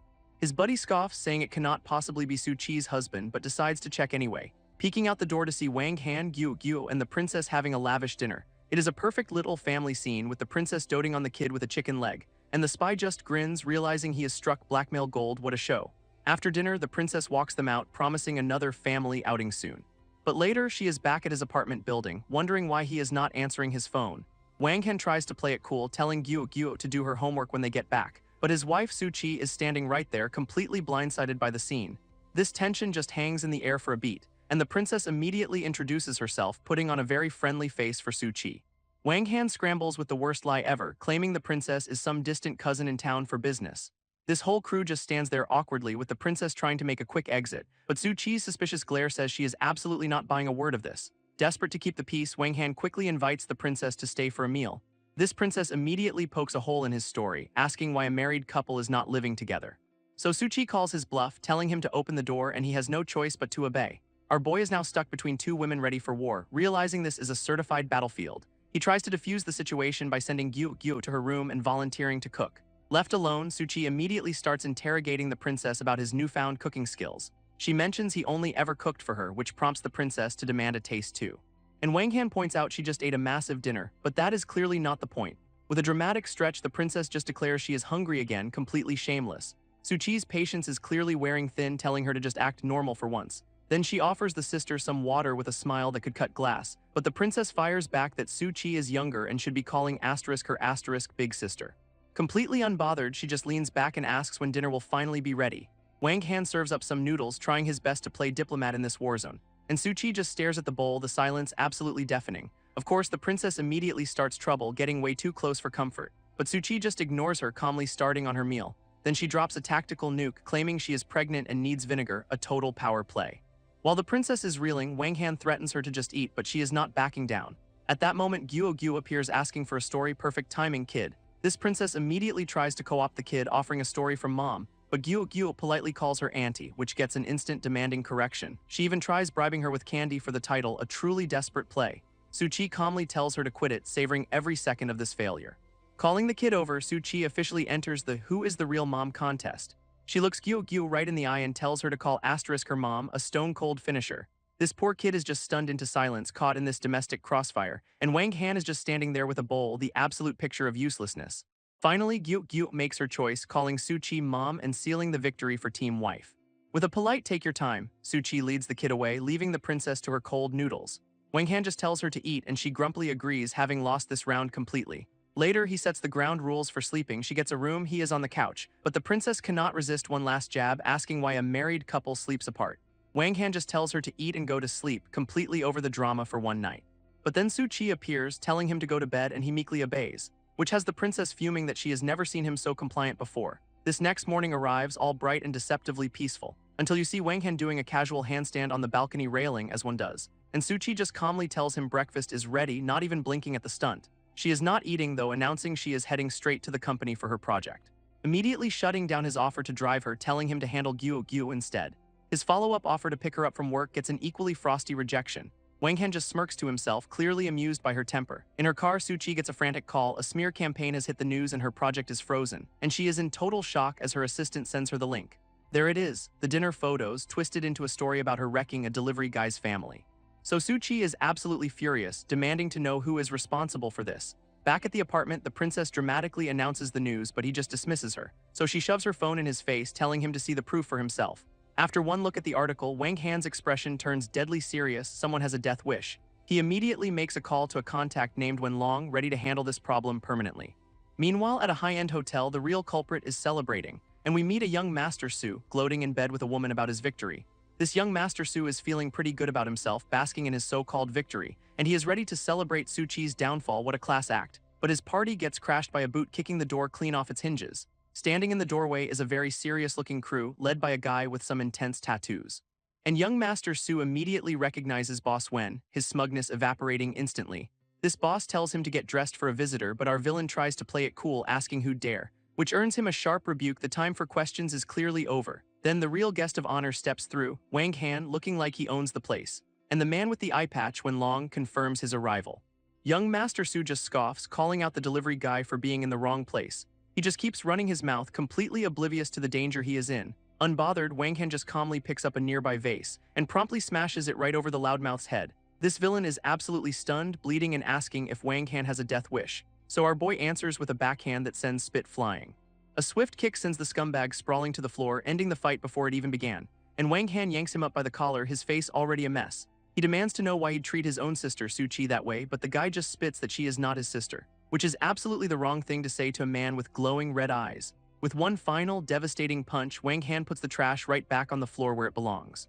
Young Master Su tries to bribe Wenlong, offering double to kill Wang Han, a bold move for a guy on his knees, which earns him a swift kick to the face from a goon for disrespecting Brother Han. And Wang Han lays out the plan: make this clown force the media to delete everything and clarify the truth. So the enforcer gives him a little encouragement, telling him to listen to the man.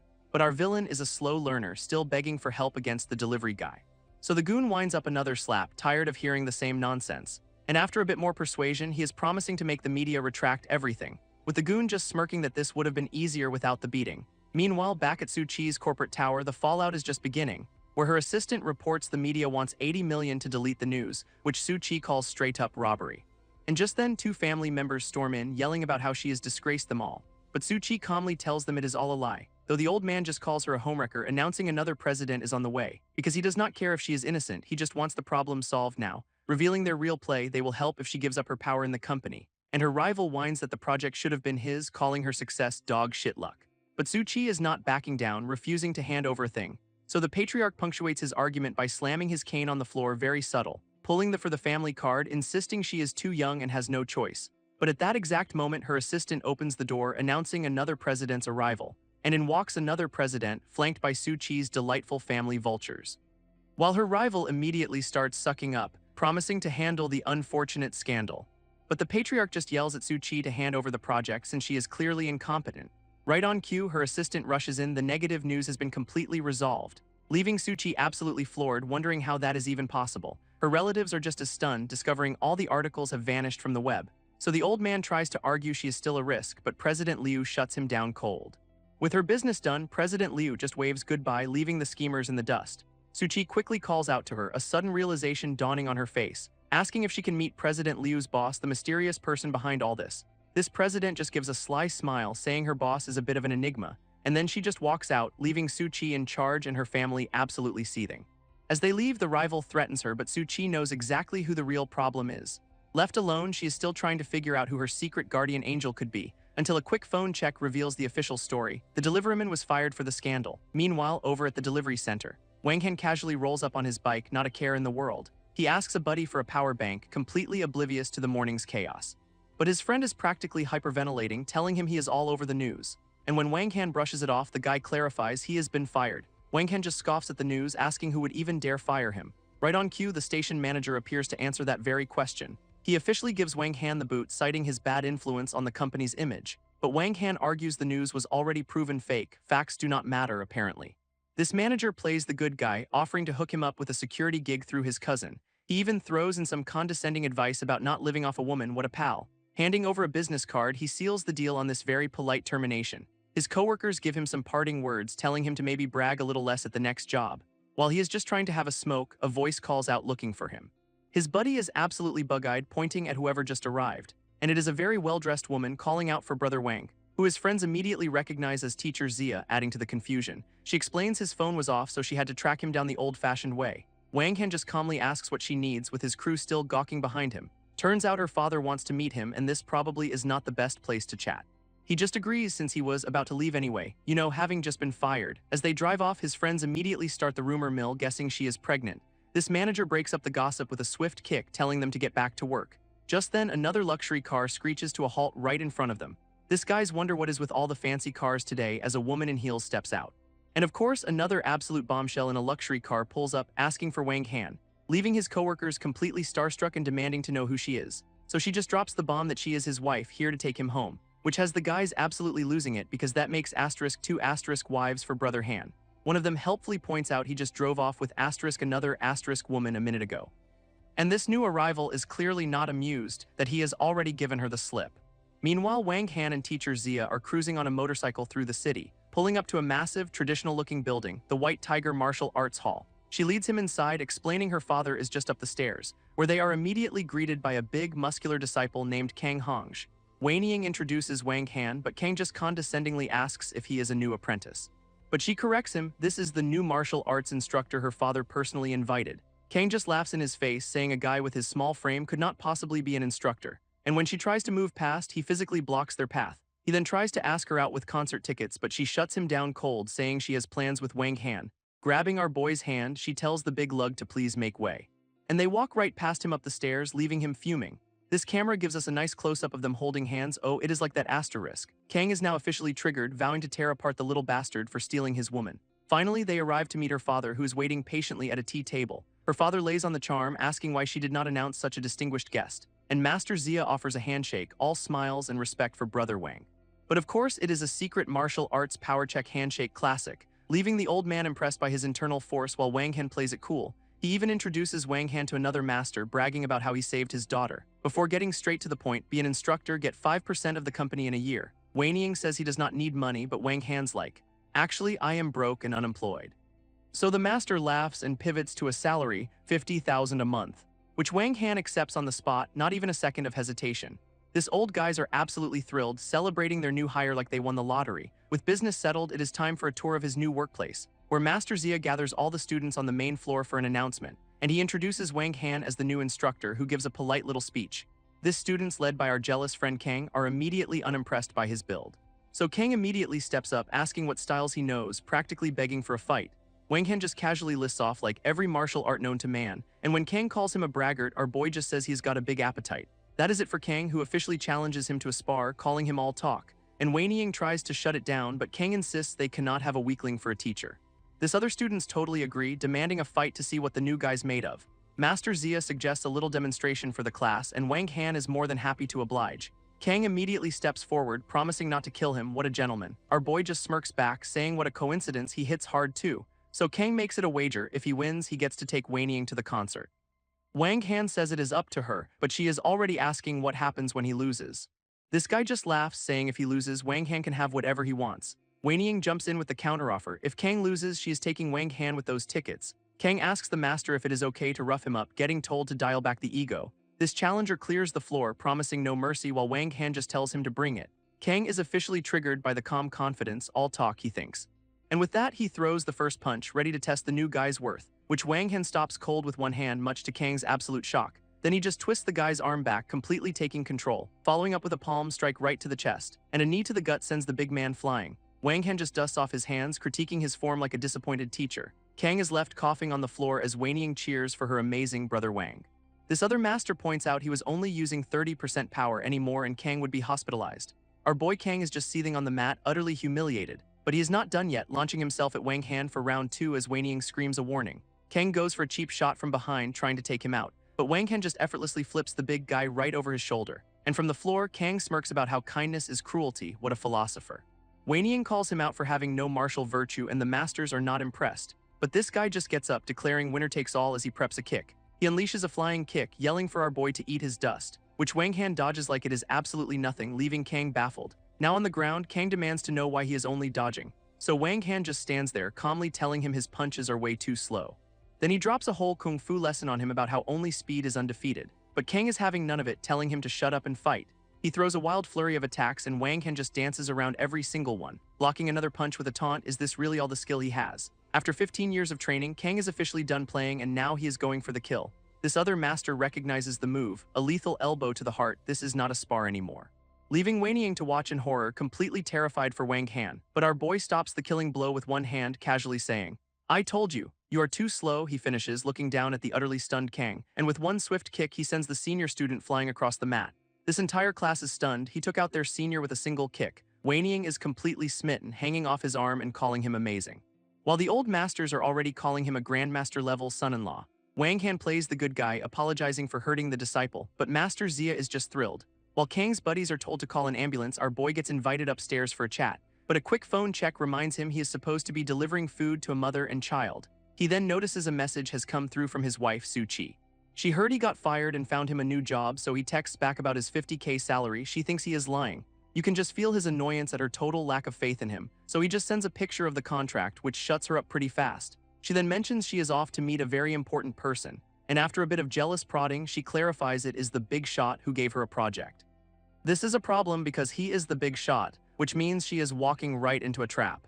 He immediately calls for a trace on Su-Chi's location, getting a bratty no for an answer. After insisting this is deadly serious, his contact finally agrees to check. This news is not good. His little wifey is currently drinking with another man. It gets worse as his contact reveals the guy just spiked her drink. Wang Han is absolutely furious, his protective instincts flaring up. Hopping on his bike, he makes a simple promise. He is going to kill that bastard. He tears through the city streets, racing to get to her in time. And the destination is a very fancy hotel where some creep is having a villainous little chuckle. Inside the hotel room, Su-Chi is passed out on the bed, and the creep gloats about how he spiked her water instead of the wine. He is in full-on villain mode, rubbing his hands together like a cartoon. His brilliant plan is to film her and use it to blackmail her delivery guy husband. With his phone ready, he announces the show is about to begin, right before the door gets kicked clean off its hinges. Wang Han storms in, and this dude's first complaint is about the do not disturb sign. This creep is absolutely stunned, stammering about how he even found them. Not waiting for an answer, Wang Han just lunges at him. He makes his intentions very clear. He is going to kill him. A brutal punch sends the guy's head snapping back, leaving him completely dazed from the impact. This creep throws a desperate punch back, which is a terrible idea, and Wang Han just sidesteps it, delivering an elbow to his back. That sends the scumbag flying across the room. On the floor, he immediately starts bargaining, name-dropping his powerful grandpa. Wang Han's response is to just bring his foot down hard, stomping his face while the guy threatens to kill his family. Our boy tells him to worry about surviving today, and the threats instantly turn to begging. Now he is just a whimpering mess on the floor, completely defeated. Wang Han finds Su-Chi on the bed, delirious from the drug he just stopped, and he absolutely unloads on the creep, who can only call him an animal, before turning his attention to his wife, helping her drink some water. This scumbag on the floor makes a desperate call for help to his grandpa of all people, but Wang Han's shadow looms over him, and that call is about to be disconnected permanently as a swift kick sends the phone shattering against the wall. A little later, they have relocated, with Wang Han calmly waiting and the creep face down on the floor. Then an old man with a cane walks in, respectfully announcing his arrival to the young master, and Wang Han, looking completely unbothered, just asks if the trash on the floor is his grandson. This old man apologizes for his grandson's behavior while the idiot begs Grandpa to kill Wang Han. Read the room, dude. He is still confused, asking why Grandpa did not bring backup to save him, which earns him a cane to the head as the old man screams about getting them both killed. Another brutal smack follows, with Grandpa telling his grandson to shut his mouth.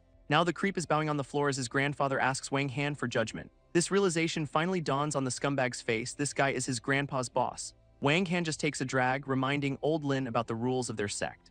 And the old man confirms the punishment for this crime, getting told to do it himself. Turning to his grandson, he calls him an animal who has disgraced the entire family, and the old man stands there trembling with the weight of what he has to do, before bringing his cane down with brutal finality, carrying out the sentence himself. Su-Chi wakes up completely disoriented, wondering who the hell was screaming.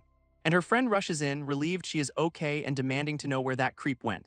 Her memory is a total blur, only recalling someone busting in to save her. This friend is just focused on getting them both out of there safe and sound, but as they are about to leave, something on the bed catches her eye. A small, familiar-looking bead which she guesses must belong to the mystery rescuer. Su-chi examines the dragon emblem, pretty sure her friend is right. They finally leave, with Su-chi now on a mission to find her hero and get some payback. Meanwhile, Wang Han watches from the doorway, just assuming she bolted out of fear. He's got to get back to his other business before the old man gets angry. Then a sudden panic hits him, his precious bead is gone, maybe he dropped it at the dojo. Elsewhere, a whole new set of villains are having a family meeting about getting wrecked by a delivery guy. This bruised-up dude insists Wang Han is connected to the Black Dragon Society, but a new guy in a bow tie just scoffs, completely unimpressed by their reputation. His brilliant plan is to just kill Su-chi to get their family's power back. Simple. This bruised guy is just a little taken aback by the casual murder plot, but Bowtie is dead serious, adding Wang Han to the hit list for good measure. He wants them both gone, and the sooner the better. Now the bruised dude is all fired up for revenge, vowing to hire an assassin immediately. And completely unaware, Wang Han is finally making that delivery to the little girl. Wang Han plays dad for a bit, telling the little girl to do her homework, and her godmother takes over, offering to help with schoolwork. But our boy is still worried about Su-chi after everything that just went down. He texts to offer her food, and she just says she is coming home, which he takes as a sign she is not up for much. Right before his phone rings again, it is his brother-in-law Sula putting on a whole apology act and inviting him to dinner. And the second he hangs up, that bruised face twists into a very obvious it is a trap smirk. Wang Han is immediately suspicious, wondering when this clown suddenly grew a conscience. Elsewhere, a whole new scene kicks off with a guy saving a policewoman from a falling object. And she is not happy, yelling about someone assaulting an officer. Turns out she was in the middle of an arrest, pinning some other guy to the floor. This guy who saved her just watches, thinking she is pretty fierce. While she is on her radio calling for backup, he decides to make his move, trying to play the innocent hero, calling himself a model citizen of the city. She is completely unimpressed, pulling out a spare pair of cuffs just for him. He cannot believe it when she tells him to cut the act and come to the station. His pleas of misunderstanding are ignored as she slaps the cuffs on him, declaring that the police will sort out who is good and who is bad, which is how he ends up at the police station for his good deed. Now in cuffs, he calmly asks the officer for a glass of water, cool as a cucumber. She is not impressed by his request, asking if he thinks the station is his house. But then her chief walks in, congratulating her on single-handedly catching 2 major dealers, and she gets all flustered, trying to explain that she just got lucky. So the chief asks if she knows who the mystery helper was. She has no clue, which is when the cuffed guy tries to take credit, only to get shushed immediately. And now the chief is just confused, asking who this new person is. So she dismisses him as just some random guy she arrested while he protests his innocence.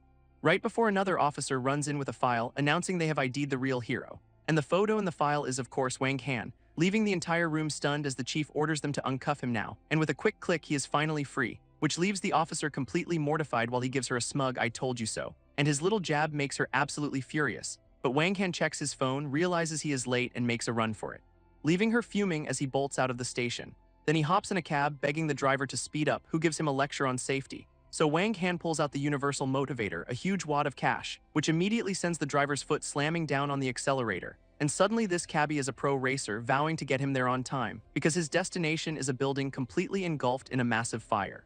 Wang Han's cab pulls up to the dinner location, which is a bit more fiery than expected, and he steps out into total chaos, wondering why his dinner party is a 5-alarm blaze. Just in time to hear a woman tell firefighters that Su-chi is definitely inside. That news hits him like a freight train. His wife is trapped in there. So he grabs the woman, frantically confirming Su-chi is still in the villa, before immediately ditching his jacket and sprinting straight into the inferno.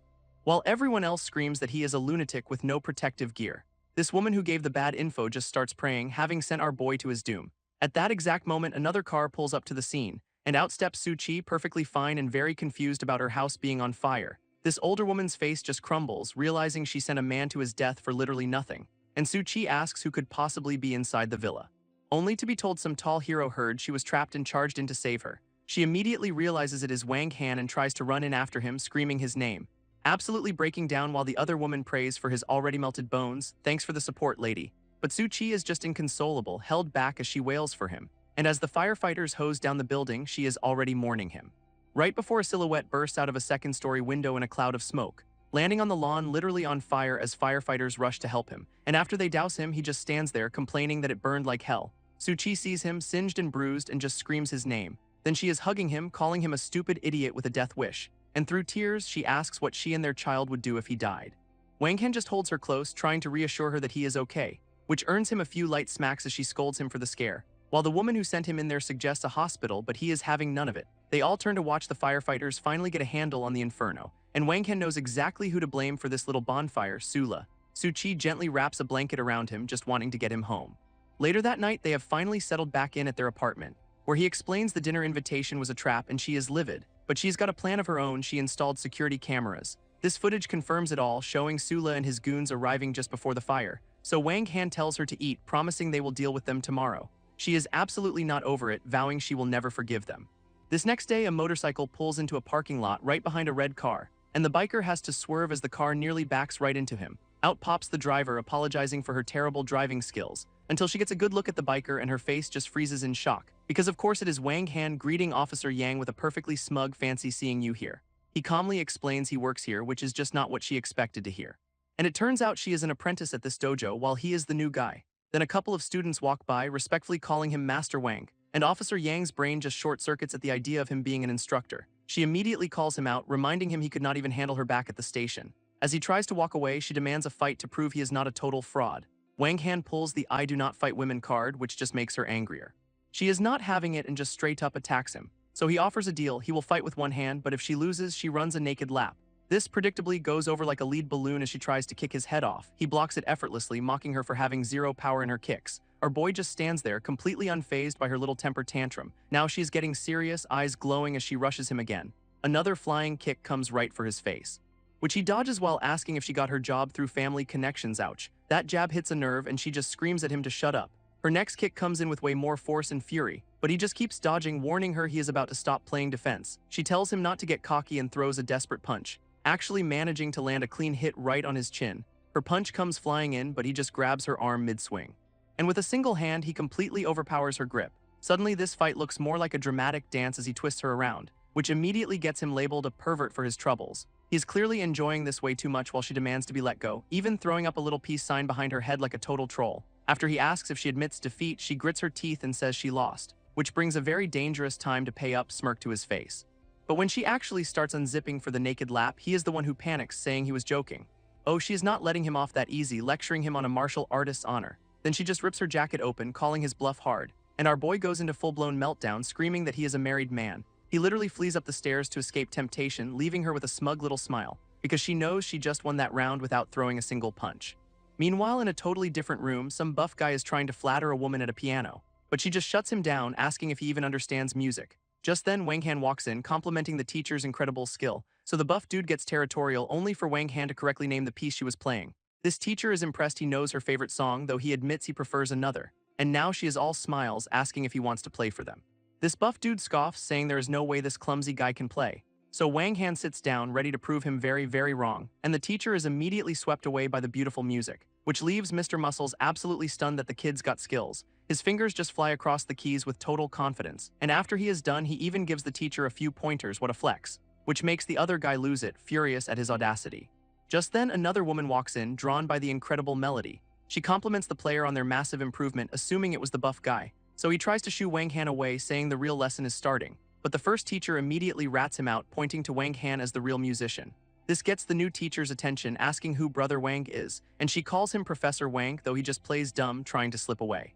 Of course, the buff dude laughs, saying he is just some delivery boy, except it turns out she was his student at Berkeley College of Music. Whoops. Our boy tries to dip, claiming he has gotta go cook dinner for his wife, but she spills the beans. He was an honorary professor whose classes were legendary. This information completely shatters the buff guy's entire reality. Teacher Ren then asks the other teacher why she'd need anyone else with a legend like him around, leaving the first teacher totally speechless. She had no idea who she was dealing with. Wang Han is back on duty, bringing a home-cooked meal to Su Chi's office, and she asks about his new martial arts job, which he says is a nice way to stretch his bones. His phone suddenly rings and the caller id just says the old man, uh-oh. On the other end, a voice is already yelling at him for daring to become an instructor. This mysterious boss man threatens to send Big Sister over for a little talk, which sounds terrifying, before telling Wang Han he is forbidden from working at the hall and needs a normal job. His new mission is to recover a stolen Buddha head from a group called The Strong. These guys are apparently a notorious gang of unpredictable lunatics. Sounds fun. He is also told to find a missing bead, otherwise the old man is gonna be seriously ticked off. After hanging up, he tells a concerned Su Chi that nothing's wrong, he just has a meeting. He gives her a quick goodbye, leaving her to finish her lunch in peace. Later that afternoon, our boy pulls up to a fancy apartment building on his motorcycle. A manager, Zhang, greets him, saying he has been expecting him for an arrangement, but a security guard immediately recognizes him as the rumored boyfriend of the Su family's daughter. Wang Han tries to deny it, but the guard is absolutely certain he has seen his photo. Now the whole security crew is gathering around, demanding to know what is going on. He tries to brush them off, saying there is nothing to talk about. So the lead guard offers him a smoke, hoping to get him to spill the tea. Wang Han launches into a whole sob story about being the poor son-in-law the Su family despises. This guards are not buying it, pointing out that a rich heiress's husband would not be working security. This lead guard smugly tells Wang Han he was right about the Su family moving in, and our boy is genuinely shocked, asking if she really bought a house here. Just as the guards mock his story, a fancy red sports car pulls up, and out steps a woman they call President Su, making Wang Han try to become invisible. His buddy immediately drags him back, asking why he is suddenly so shy. This woman, a redhead, then asks why he is not at the martial arts gym anymore. He claims he resigned after something happened, so she just tells him to come with her. As they walk off, the security guards are left watching, absolutely loving the drama. Wang Han gives the nosy guard a very subtle one-finger salute on his way out. She then asks how long he planned on keeping his new security gig a secret from her. He plays along, refusing her offer to stay at her place because of that other woman. So she offers him a new job, be her driver for a hefty monthly salary. She insists it is her fault he lost his last job and orders him to drive her to work tomorrow, which gives Wang Han a brief moment of panic, wondering if this makes him a kept man. Their destination is a massive, modern corporate tower, where guards are already waiting to greet their boss as she arrives. She has even set him up with his own office and use of the car, talk about a promotion. This guard salute her as CEO Su, confirming her high roller status. From a distance, the security guard from earlier watches them, totally baffled by their relationship. While in another office, some sleazy CEO is threatening an employee named Lily with layoffs. Lily firmly rejects her boss's disgusting request, so he dangles money for her mom's hospital bills. What a charmer. She tells him to have some self-respect, but he just gets aggressive. And then the creep starts getting handsy, telling her to drop the act. From the hallway, a new voice wonders aloud if the office is bored, as Wang Han strolls in, casually calling out the harassment he is hearing. Inside, the CEO is ripping her shirt while she screams for help, and she tries to fight back, slapping him away desperately. That is when Wang Han leans through the door, asking if they are busy, which makes the CEO absolutely lose his mind, demanding to know who he is. This guy just keeps yelling for him to get out, completely unaware of his mistake, then tries to land a kick, which is just a hilariously bad decision. Our boy just stands there as the CEO ends up flat on his back, and Wang Han calmly calls him out for bullying his staff. Now on his feet, the creep threatens to call the cops on him, before trying to flip the story, accusing Lily of seducing him. Bold move. He is so smug, completely confident the police will take his side, until Wang Han reveals his phone has been recording everything. The CEO lunges for it, only to get smacked down like a fly, leaving Wang Han to loom over him with a very simple, very final threat. The CEO is now on the floor, begging for mercy and promising not to call the cops. But Wang Han just holds up his phone, letting him know the whole thing's been recorded. Later, his security guard buddy is chatting with a woman about a class monitor's wedding, and she turns to Wang Han saying he looks awfully familiar. Then it hits her, he is the infamous troublemaker who got yelled at every Monday. Our boy just sips his drink, claiming heroes do not dwell on past glories. Impressed by his suit, she asks what he does for a living now, so he invents the most ridiculously complex job title he can think of, only to reveal he is just a driver for his boss. Which makes his friend absolutely lose it, spitting out his drink. She invites him to the wedding anyway, saying it is a good chance to network. After setting the time and place for tomorrow, she heads off in her car. This guard immediately asks Wang Han to help him borrow a nice car to save face, but Wang Han tells him to be more ambitious, promising a real luxury vehicle. With their plan set, he says his goodbyes and heads back upstairs. He arrives back at the modern apartment building, where CEO Su greets him in a towel, questioning his early return, then immediately starts teasing him about not waiting for a shower together. He just brushes off the flirting and asks to borrow her car for the next day. But she has got other ideas, offering a very different kind of drive right now. Wang Han tries to shut her down, reminding her he is a married man, but CEO Su just tells him to get a divorce, offering herself as a serious upgrade. And then she drops her dress. Yep, she is not messing around. She grabs him, promising a proper showdown with Su Chi for his affection. So he pulls the ultimate shutdown, claiming his wife is pregnant. That actually works, and she brings up that her car is in the shop until tomorrow, leaving Wang Han to figure out his promise to his buddy on his own. So he just makes one call and orders up a Rolls-Royce Phantom, as one does. This next day, he is already finding his new office job incredibly dull, when some random kid starts bullying a little girl right in the hallway. Our boy is just completely baffled by this tiny hallway menace, and he immediately steps in, grabbing the little punk's wrist to stop him. This kid threatens to slap him, which is just adorable, really. So Wang Han gives his wrist a little squeeze to teach him some manners. Just then, the boy's mom shows up, demanding to know who hurt her precious angel. She immediately goes into a rage, screaming at him for touching her son. Wang Han calmly offers to discipline her ill-mannered child for her. You are welcome. But she defends the bullying, so he just calls her a terrible mother. At that moment, the little girl's mom arrives, checking on her crying daughter, and the girl explains the boy said she had no father and even spat on her. This bully's mom immediately flips the script, claiming her angel was just comforting the spoiled girl, which makes the girl's mother apologize frantically while Wang Han just seethes. He gets right in the manager's face, asking what department she is in before dropping he is the CEO's driver. She just laughs, threatening to get a lousy driver fired today. Oh, you have no idea, lady. As the manager storms off to complain, the other woman begs him to apologize, terrified of the consequences. But Wang Han is cool as a cucumber, telling her to let the manager tattle all she wants. This poor employee is now convinced he is doomed, certain the CEO will side with management. And right on cue, the manager bursts into CEO Su's office, demanding she fire the morally corrupt driver. Wang Han strolls in behind her, calmly offering to teach her badly behaved son some manners, tuition-free. He then kicks back in a chair while she keeps ranting about him being a common street thug. CEO Su, without even looking up, just tells the fuming manager she can leave now. Her death glare says it all, the discussion is absolutely over. Once the manager is gone, CEO Su tells him to close the door for a private chat. Wang Han immediately calls her out for wearing high heels while pregnant, a very confusing accusation. He then kneels down, offering her a pair of flat shoes to wear instead. This sudden kindness leaves CEO Su completely flustered, thinking about how much she loves and hates him. Noticing her foot is swollen, he offers to give her a massage right then and there. She tries to refuse, but he gently insists she stay put. Internally, she is just melting, never imagining he'd be this caring. Just then, an assistant walks in, catching them in the most compromising position possible. This assistant freezes in the doorway, forcing CEO Su to play off the foot massage as something else.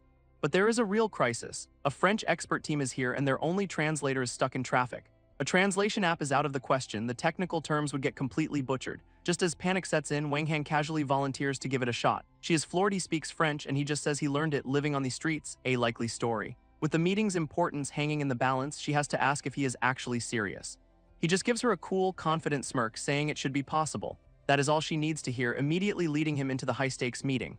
Inside the conference room, they greet the lead expert, a Mr. Chatham. Wang Han immediately welcomes him in flawless French, not even breaking a sweat.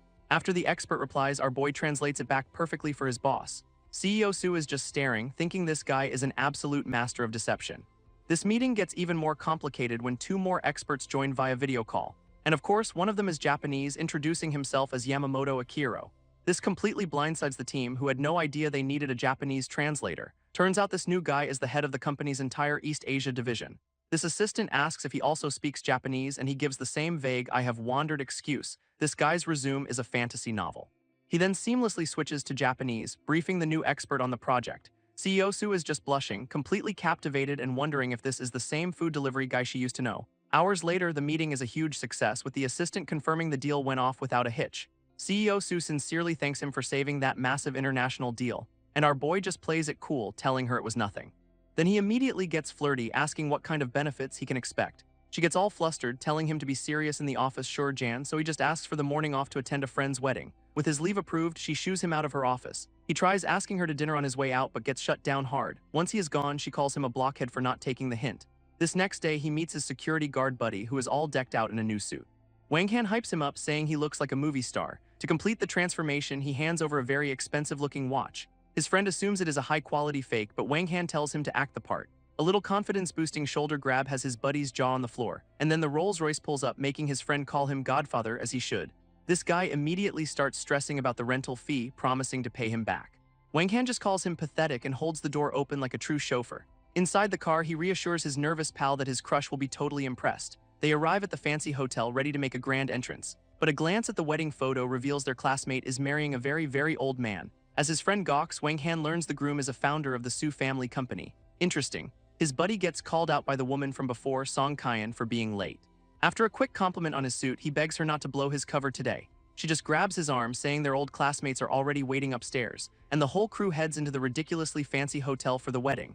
Inside, they run right into a reunion with their old teacher, Mr. Fang, who is telling another classmate he only remembers two students, Goofy Dachan and the troublemaker Wang Han. This teacher and some other guy with a ponytail are holding court at the table. As their group approaches, the teacher immediately recognizes Song Kyan, showering her with compliments, while Wang Han is politely offered a seat, playing the part of the silent chauffeur perfectly. When Song Kyan introduces CEO Han Dachan, the teacher cannot believe his eyes. So of course, the first question for the new CEO is what he does for a living. Wang Han jumps in, proudly announcing his friend is a media company CEO. The con is on. Then he introduces himself as the driver, asking how the teacher could forget the other memorable student. This ponytail dude immediately starts mocking him, finding it hilarious he is a driver for his own classmate. This condescending lecture continues, saying everyone expected more from him, what a disappointment. His buddy, the fake CEO, is just trying not to spontaneously combust from the awkwardness. Dachan tries to smooth things over, saying they are all classmates and should just get along. But the jerk just pivots to bragging about the bride's rich husband who makes millions. This gets the teacher going on about how successful the class is, officials, business owners, and then he throws in even drivers, a direct shot that Wang Han just eats up with a smirk. Just then, another classmate arrives, apologizing for being late while the teacher greets her. After some flattery from the teacher, she immediately asks where big idiot Dachun is. This ponytail guy corrects her, saying Dachun is a company president now, which she finds hilarious. She absolutely loses it, cackling that he is just a security guard at the bride's husband's company. This gets ponytail dude thinking, since Wang Han was the one who spun the whole CEO story. She calls Dachun out for the ridiculous lie, and he just begs her to give him some face for the day. But she just keeps laughing, mocking him for caring more about appearances than reality. Wang Han has finally heard enough, stepping in to ask if she is done with her little performance. His glare is pure ice as he asks if she needs him to make room for her to laugh. Unfazed, she quietly threatens him with the classic "Do you know who my husband is?" line. Ponytail guy tries to break the tension, calling for a toast to their old teacher. And so they all raise their glasses for the most uncomfortable cheers of all time. Dachun, completely stressed out, just chugs his entire glass of wine in one go, which he immediately coughs up in a spectacular, bloody-looking spit take. This wine sprays directly onto the mean girl's dress, perfect timing really. She explodes, calling him disgusting and demanding he pay $38,000 for the ruined outfit. Dachun's face just goes blank, his brain short-circuiting at that number. He stammers an apology, offering to wash it, but she just keeps screaming for the money. Ponytail guy helpfully adds that $38,000 is basically Dachun's entire annual salary, what a pal. But Wang Han steps up, phone out, saying CEO Han does not sweat small change and asks for her account number. Ponytail guy immediately starts mocking Wang Han's salary, offering him a job, what a philanthropist. Just then, the mean girl's phone dings with a notification, 38,000 received. But she is still furious, vowing to have her husband get CEO Han fired for the disrespect. And right on cue, she spots her husband arriving, waving him over. This new guy, her husband, explains he had a little trouble parking the car. He says he accidentally scratched another vehicle, prompting Wang Han to ask for the license plate. And with a perfectly timed smirk, our boy confirms that is President Han's car. His wife calls it a beat-up car until her husband drops the repair cost, a cool 700,000 yuan. She absolutely loses her mind, unable to process how a scratch could cost that much. Wang Han calmly clarifies the car's model, a Rolls-Royce Phantom. Ponytail dude and the teacher are stunned, realizing that was the car they saw at the entrance. To drive the point home, Wang Han just dangles the keys for everyone to see. This couple immediately accuses them of renting it, but he insists they will be paying for the damage. So the wife tells Ponytail guy to use his government connections to look up the real owner. He pulls out his phone, ready to expose their little lie for the whole table. Dachun starts to crack, trying to confess it is a rental while the teacher scolds him for being vain. But the search comes back anonymous. It is registered to a company, but they did get a phone number. With a wicked grin, the wife decides to call the real owner herself and end this farce. As she dials, a phone on their own table starts ringing and the whole room goes silent. Wang Han just places his phone down and puts the call on speaker, checkmate. This phone on the table keeps ringing and the whole room just stares. The call is coming from inside the house. Ponytail guy confirms his insider was right, telling the wife the car is absolutely registered to Wang Han. This completely shatters her reality, her brain unable to compute how the driver owns a Rolls. Wang Han twists the knife, calmly telling them the repair shop will send the bill for that 700,000 yuan scratch. Then he drops the act, announcing CEO Han is a tycoon's grandson who was just testing them and they failed spectacularly. This entire table is just frozen in stunned silence, their minds completely blown. And right on cue, the happy couple, the bride and her ancient groom, show up to greet their guests. Everyone awkwardly raises a glass for a toast, trying to pretend the last 5 minutes of humiliation did not happen. This bride does not even recognize them until another classmate points out Wang Han and Dachun. After finally remembering them, she asks the classic reunion question, "So what are you guys doing now?" This mean girl from before just cannot resist, smugly announcing that Wang Han is a driver. But the party gets crashed by a new arrival, a tattooed thug who immediately gets handsy with the bride. Ponytail guy recognizes him as Wenlong from the Black Dragon Society, a guy you do not mess with. This gangster is all over the bride while her terrified husband just watches, completely helpless. Wenlong shoves the old groom aside, insisting he is not even drunk yet and is just getting started. As he keeps groping the bride, the groom pathetically begs him to stop making things difficult. Dachun, bless his brave, stupid heart, actually stands up and tells the gangster to back off. This thug squares up on him, but the bride tries to de-escalate, telling Dachun to just sit down. Just as Dachun tries to take the heat, Wang Han calmly tells the gangster, "Wenlong, you better behave yourself." This gangster freezes, his face a mask of pure terror as he recognizes who just spoke, Brother Han. Wenlong the gangster immediately switches sides, calling Wang Han Brother Han with total respect. This sudden change leaves the teacher and Ponytail guy completely lost, their brains are buffering. His whole crew follows suit, bowing to Brother Chun while Wang Han tells them to play nice. With a quick salute, Wenlong says he will go make nice with the wedding couple now. He then apologizes to the bride for being a creep, and she is just happy to be alive. This groom, now a total suck-up, offers Dachun a VIP seat for bringing such a big shot. Mr. Fang the teacher is next, claiming he ** always knew Dachun was special, what a visionary. Wang Han just sips his wine, reminding the teacher he was singing a very different tune a minute ago. Of course, the teacher just laughs it off, insisting he is not the type to hold a grudge. Ponytail guy, ever the opportunist, calls for a toast to kiss up to the new top dog. And just like that, the whole table is raising their glasses to President Han. Loyalty is cheap, folks. Our boy just smirks again, enjoying the teacher's pathetic backpedaling. Still denying everything, the teacher fans himself like he is the picture of innocence. Trying to save face, Ponytail guy raises his glass even higher for the toast.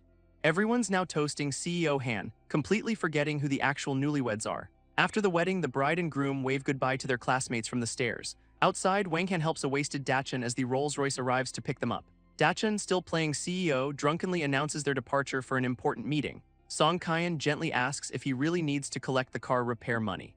But Wang Han is dead serious. They are paying for every single cent of that scratch. Drunk Dachshund is having a full-blown meltdown over his lost love, while Wang Han just shoves his buddy's face against the window, so supportive. On the phone, he keeps up the chauffeur act, saying he has to get the boss home. But he gets a call, plans have changed, a deal is going down at a nightclub. He just confirms the new orders, ready for whatever's next. And the scene shifts to the glitzy Shanghai nightclub. A new guy arrives looking to scope out the bosses of this place, but the staff immediately write him off as a nobody. Big mistake. This little master gets a file on his target, one of 12 martial arts masters, and inside the club is exactly what you'd expect, a total sensory overload. He takes in the scene looking for his mark amidst the chaos, then heads to the bar to order a martini, playing it cool. This whole place is buzzing with youthful energy as he waits for his drink. And the bartender slides over the freshly made martini. Just as he grabs it, some girl with cat ears stumbles right into him, and he is shocked to see who it is, a familiar face. She is just as stunned, asking what the hell he is doing here, then immediately calls him a pervert and shoves him away. He fires back, asking why she is here and roasting her outfit. Bold move, dude. Our guy just sips his drink, claiming to be a respectable person while she calls him out on the lie. Our guy gets the signal on his phone, the transaction is officially on. He brushes off the cat ear girl, warning her to get out before things get messy. Down the hall, he approaches the VIP room, complete with a two-man security detail. Lighting a smoke, he confirms this is definitely the place. This guard tries to stop him with a QR code because even thugs are high-tech now, but these bouncers are immediately sent stumbling back in shock, because he has already taken them both down with barely a flick of his wrist. A quick flash shows him dodging the first punch with ease, then countering with a brutal elbow to the second guard's gut, and one final shot sends the first guy flying backwards. He sighs over the downed guards, concluding that violence was the only solution. What a philosopher. Stepping inside, he crashes a room full of suits mid-deal. A bodyguard in shades immediately pulls a gun on him. But our guy just calmly announces their little business meeting is cancelled. This gunman gets held back by another suit who is clearly trying to de-escalate. This of course infuriates the boss, who orders his men to attack. Two bald goons with batons charge forward. The B-team has arrived, so he just rips a decorative panel right off the wall and uses it to absolutely flatten the first attacker. This boss can only stare, completely stunned by the sudden chaos.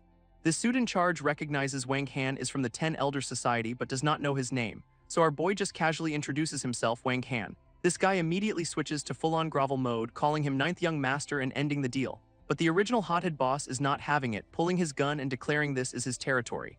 In response, Wang Han just hurls that decorative vase right at his face. It connects perfectly, knocking the gun right out of his hand. So much for being in charge. Standing over the down goon, he drops a cool line about watching your mouth. Then he just sits down, lights up, and gets right back to business, asking for the Buddha head. This other suit offers him anything else, but Wang Han is only here for one thing. Getting real close, the suit smirks, asking if the 9th Young Master came alone. And just like that, it is a trap. Two more guns are pointed right at his head. Wang Han, completely unfazed, just dares them to take the shot. Someone actually pulls the trigger, but he is totally fine with a fresh bullet hole in the wall right behind him. This suit warns him that taking the Buddha head means stepping into an abyss. Wang Han's only reply is to hold out a bag and demand the item. This boss orders his men to hand it over, but his subordinate is clearly confused. So he fires a warning shot right past the guy's ear to speed things along. This terrified goon immediately scrambles to pack the Buddha statue into the bag. With the prize in hand, the boss gives one last warning. Once he leaves, there is no turning back. Wang Han secures the bag, getting a final, ominous warning about the life he has chosen. With a casual wave goodbye, he leaves the suit to handle the aftermath. This remaining goons are completely lost, slowly realizing they just got steamrolled by a VIP. Back in the room, the bruised boss demands to know where his backup is. He grabs the suit for answers, only to be told his allies are long gone. This suit then gives him some friendly advice. Learn about the 10 elders before you try anything stupid. And that name absolutely terrifies the boss, who clearly knows the reputation. He finally connects the dots, realizing this is the same guy who took out Bald Liu. But the suit just gives him a stone-cold look, basically saying, "We do not answer to you." At the elevator, Wang Han's exit is interrupted by some thugs carrying a familiar face. It is Cat Ear Girl, clearly out of it, as the creeps make some gross promises to cool her off. He instantly recognizes her, roasting her internally for getting caught on a mission. Deciding he is her personal hero for the day, he sighs and follows them. This elevator opens into a hallway that is just an explosion of pink and red, very tasteful. Hearing some wild music, he gets a little curious about what is behind the door. He peeks in to find the girl cuffed to a pole surrounded by shirtless dudes, so that kind of party. Our boy is genuinely stunned, wondering if he just walked into an R-rated scene. She is still just complaining about the heat, totally oblivious to the danger. One of the shirtless goons finally spots him and angrily tells him to get out, which is immediately followed by a massive fist flying right for Wang Han's head. Wang Han effortlessly blocks the incoming punch, not even a challenge. While holding the first guy, another one charges in for a team-up, so he just uses one goon's face to knock out the other, problem solved. A third guy with his pants down tries the "Do you know who I am?" routine, a classic, and Wang Han's response is a swift kick to the jaw because no, he does not care. With the trash taken out, he turns to Cat-Ear Girl, who is still complaining about the heat. She is clearly not in her right mind, trying to take her top off. Our boy grabs a water bottle, deciding a cold shower is the only cure here. He helps her drink some water, trying to bring her back to reality. Getting her to her feet, he complains about how much trouble this is. Grabbing a shower head, he tells her getting wet is the better option right now. He leads her toward the bathroom with her still completely out of it. Ready with the shower head, he prepares to give her a much-needed cool down. She finally gets some relief as the cold water hits her. 15 minutes later, he is just chilling with a smoke while the goons are still out cold. Now sober and in a towel, she sheepishly thanks him for the save. After he plays it cool, she immediately turns and kicks the unconscious guys just to be sure. She then accuses him of seeing everything while he claims he is the victim here. This does not go over well as she is completely mortified. Making his exit, he tells her to get dressed, but she warns him to keep his mouth shut. She stops him on his way out, suddenly very suspicious of his new bag. He tries to play it off as a simple errand, but she demands to see what is inside.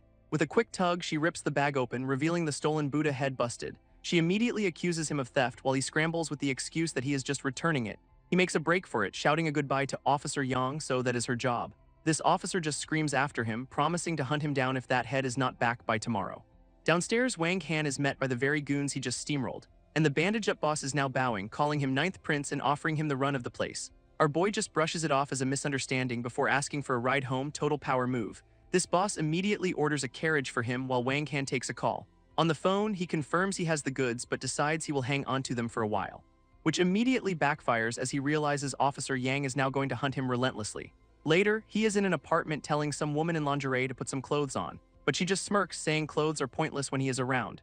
He tosses her a jacket, warning her that someone named Gyu is coming home soon. She asks where his asterisk wife, Su Chi, is, and he just snaps back that it is none of his business. Ignoring her completely, he texts his honey to order some light food for delivery. This scene transitions with a shot of the daytime sky, and now the woman is following him outside, claiming he belongs to her during the day. He calls her out on her nonsense, so she threatens him to pay back his debt with his body if necessary. As Wang Han walks with his companion, they stumble upon some lone sharks shaking down a woman. This lead goon grabs her, making some seriously creepy demands for the night, but the woman being harassed suddenly recognizes Wang Han, which gets the thug's attention. Wang Han tries to explain he lives nearby, but the thug just escalates with insults. Our boy steps in, telling them to knock it off and stop causing a scene. This thug pulls out a contract, insisting he is just a humble debt collector doing his job. His excuse is that she only paid the principal, not the insane interest they tacked on. So Wang Han just pulls the woman behind him, officially getting involved. He asks for the total and the thug smugly names a ridiculous price. This woman tries to protect him, telling them to leave him out of it. This gives the thug a gross idea, offering to waive the interest for some quality time. But before anyone can react, Wang Han's companion delivers a lightning-fast kick to the guy's jaw, sending him flying to the ground in a heap of his own bad decisions. She then stands over the mess and drops a bombshell. "I am Wang Han's wife." Wang Han is completely blindsided, trying to tell the other woman she is just a friend, awkward. This boss, now back on his feet, orders his crew to grab both women, clearly not caring about the drama. His two goons charge forward, ready for some payback for their boss's face. And she just effortlessly launches into an aerial kick, taking one down immediately. This second goon gets a brutal elbow for his trouble as she calls them pathetic. In seconds, all three thugs are on the ground, completely stunned by her skills. This self-proclaimed wife stands over the goon, clearly not done with her fun. Wang Han tells the other woman, Sister Lily, that he is heading to the company, but she is worried about leaving the fighter alone. While the thugs beg Grandma for mercy, Wang Han just casually reassures Lily they will be fine somehow. Yeah, she is definitely enjoying this, telling the downed goon to get back up for round 2. Sister Lily is still concerned about the lone woman, but Wang Han is ready to leave. This goons continue to grovel, promising they have learned their lesson from Grandma's beatdown. We cut to a massive, imposing corporate building, signaling a change of scene. Inside, Wang Han brings lunch to a woman at her desk, who immediately complains it is late. He explains there was a delay, and she actually compliments his improved cooking skills. Her meal is interrupted by a frantic phone call. Someone's begging Darling to save their dad. It is her dad, Suchi, who has apparently gambled away 3 million and gotten himself kidnapped again. Completely fed up with this routine, she just hangs up on him mid-plea. When Wang Han asks what is up, she just sighs that it is her dad's usual scam for cash. Right on cue, her phone buzzes with a new text message, and it is a proof-of-life photo of her dad looking very beaten up. Guess it is not a scam this time. On the phone again, she demands to know what the kidnapper wants, 3 million cash at a club. Wang Han immediately offers to go with her, but she shoots him down, saying he cannot handle it. He insists on at least driving, but she is adamant that his involvement will only make things worse. A red sports car pulls up to a flashy nightclub at sunset. Suchi steps out with a suitcase full of cash, telling the staff to get the boss. Meanwhile, Wang Han pulls up to a club, thinking the name Drunken World sounds a little too familiar. Inside, Suchi has arrived with the cash, finding her bruised dad kneeling before the boss. Her father begs the third master for mercy, who is just chilling with a slice of watermelon. This boss, a guy in a Hawaiian shirt, tells her to hand over the money to free her pathetic dad. Getting a good look at her, he gets some seriously creepy ideas about her beauty. He then adds a new condition, claiming her dad also put his brother in the hospital, and his predatory smile pretty much confirms what he really wants as payment. In a stunning display of parenting, her dad actually tells her to make a sacrifice for him. Suchi's response is a swift slap right across the creep's shameless face. Absolutely furious, the boss grabs a wine bottle and orders his goons to hold her down. His goons restrain her as he approaches, ready to teach her some manners. He tries to shove the bottle in her mouth, telling her to drink up and be less arrogant. But she lands a perfect kick right where it counts, a direct hit to the family jewels. This sends him into a world of pure, unadulterated agony. He smashes the bottle, screaming that she almost ended his entire lineage, while her dad immediately offers her up as a sacrifice to save his own skin. What a guy. This boss grabs the broken bottle, threatening to slash her face for her defiance. But a flying kick suddenly takes out a goon. It is Wang Han, crashing the party. Her dad instantly sells him out, calling him a worthless delivery boy trying to woo his daughter, which just makes the boss order his men to kill the newcomer on the spot. This goons charge in, yelling about killing the reckless delivery boy, but Wang Han just casually blocks a kick with his shoe, zero effort, and a single punch is all it takes to knock the second guy out cold. With the hired help down, he holds Suchi as the boss stares in shock. She is completely woozy from the wine, barely able to stand, which sends the boss into a rage, claiming Wang Han touched his woman. He raises the broken bottle, ready to do some serious damage, only for his attack to be stopped dead by an iron grip on his wrist. Wang Han calmly informs him that killing him would be as easy as crushing an ant, and the guy cannot even move, completely and utterly outmatched. This tough guy starts sweating bullets, finally realizing the massive mistake he has made. So Wang Han just gives him a little shove to get him out of his face, sending the creep tumbling to the floor with a pathetic whoops. At that moment, another man in a suit rushes in, telling them to stop. This boss is still on the ground, looking like an absolute fool, while the newcomer looks furious, shouting a warning. Seeing his backup, the boss points from the floor, demanding Wang Han be killed. But his help just slaps him silly for daring to touch the 9th prince's woman. This new guy immediately starts bowing, begging the 9th prince to forgive his blind subordinate. He then forces the Hawaiian shirt-wearing idiot to kneel and apologize for his very poor life choices. With Suchi barely standing, Wang Han agrees to settle the score later. He scoops her up to leave while her deadbeat dad tries to latch on, suddenly full of praise. But our boy just shuts him down cold, telling the old man he does not know him at all. And the father is left completely stunned by the brutal rejection. Later, they arrive back at an apartment building for the night. Tucking Suchi into bed, he offers to make some hangover soup, but she grabs him, begging him not to leave her alone, her hand clutching his sleeve with surprising strength, which leads to him sitting on the bed, caught in a very sparkly, romantic moment. Pulling him closer, she asks him to stay, and he is starting to feel the awkward tension. As she begs him not to go, he is internally panicking about taking advantage of her. This next morning, a different woman asks why he has such dark circles under his eyes, her teasing implying he should know exactly what happened last night, and before leaving for a meeting, she reminds him to pick up Gyugyu from school. Her parting shot is a vague "we will see," leaving him totally confused. So alone on the couch, Wang Han just lets out a sigh of pure exhaustion. In a flashback, Suchi wakes up asking if he undressed her, but he clarifies she did it herself while handing back her clothes. And as she takes them, a small object tumbles out of a pocket. It is a bead, and Wang Han completely loses his cool, realizing he has finally found it. Suchi asks if the bead is his, explaining it was left by her savior at the hotel. He confirms it is his, pointing out the hand character inside as proof. And just like that, the pieces click. Wang Han was her mystery hero all along. They arrive at the corporate building where guards salute CEO Su and brother Han. Wang Han gives the guards a casual wave, acting like he owns the place. Then he is right back to business, reminding her to decide on lunch. In her office, a blonde friend named Zufu pops in for a visit. Zufu invites her to a big party that night, saying they can go together. Her friend immediately clocks her good mood, asking what has got her so happy. So Suchi finally reveals that her rescuer from the hotel was Wang Han. Zufu is floored that the delivery guy is a secret hero. What a twist. She then offers to help Suchi recover some important deleted text messages. Meanwhile, Wang Han is outside, taking a very thoughtful smoke break. He gives the guards another friendly wave, keeping up the charade. A phone call interrupts him. It is his fourth sister and she is in town. She is there for a conference but drops a bombshell. She wants to meet his fiancée. Our boy is completely flustered, trying to figure out what she is talking about. This call drops, leaving him looking deeply concerned. Fiancé problems are the worst problems. He immediately heads back into Suchi's office looking for something and kneels to fix her shoe, which makes her instantly suspicious of his sudden kindness. He casually explains his fourth sister is in town and wants to meet for dinner. Suchi asks just how many sisters he has, learning he is the ninth of 9 adopted siblings.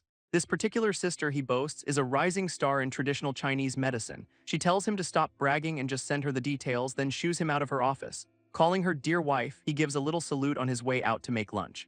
Once he is gone, Suchi cannot help but smile, intrigued by this new side of him. Meanwhile, Wang Han takes a call in the hallway from a very insistent man. It is Officer Yang, and he is calling to ask about a certain stolen Buddha head. Our boy immediately tries the bad signal excuse, which absolutely does not work. Getting serious, he promises to return the artifact within a week, buying himself some time. Just as he is about to hang up, the officer stops him with one last question. He asks why Wang Han quit his job at the gym but gets a very vague answer. Downstairs, Sister Lily is in a panic, trying to get a ride from the building's guards. Wang Han spots her from inside Suchi's very fancy red sports car. He hops out and offers her a lift, much to her surprise. In the car, she explains her mom is critically ill and they need to get to the hospital fast. He tells her to buckle up and immediately speeds down the street. They arrive at the hospital room where her mother is lying unconscious in bed. A young man at the bedside says a director just confirmed her mom needs immediate surgery. She is confused since another doctor said surgery was pointless, but there is a new expert in town for a conference. Sister Lily hesitates to call a certain director Yan, knowing the guy has some seriously creepy intentions. But her cousin insists, saying her mom's life is on the line, so who cares if the guy's a creep.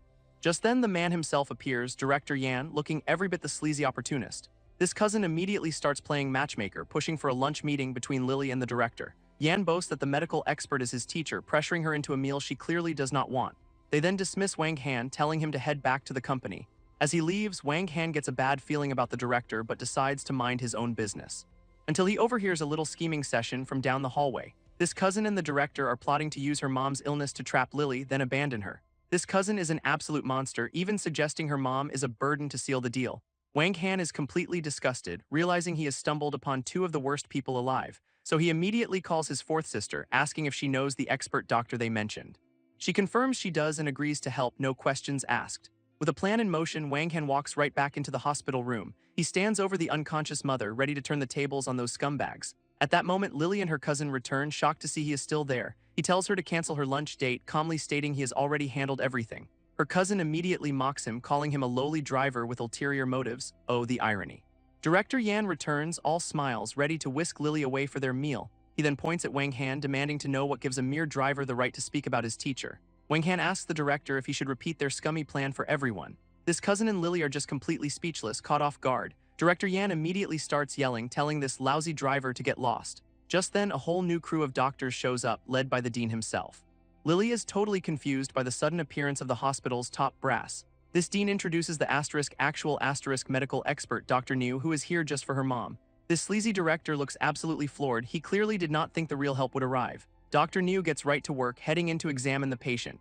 Meanwhile, the cousin is still sucking up, while Yan tries to take credit as the expert student. This good doctor then drops the bomb. Surgery is this afternoon, and it is free thanks to Wang Han. Her mind is completely blown. The driver arranged all of this. With a deadpan look, the expert basically says, "Well duh." She immediately starts looking for our boy, asking where he went. Spotting him by the car, she runs right out to him. Our hero plays it cool, asking why she came down. Overwhelmed with gratitude, she just throws her arms around him in a huge hug.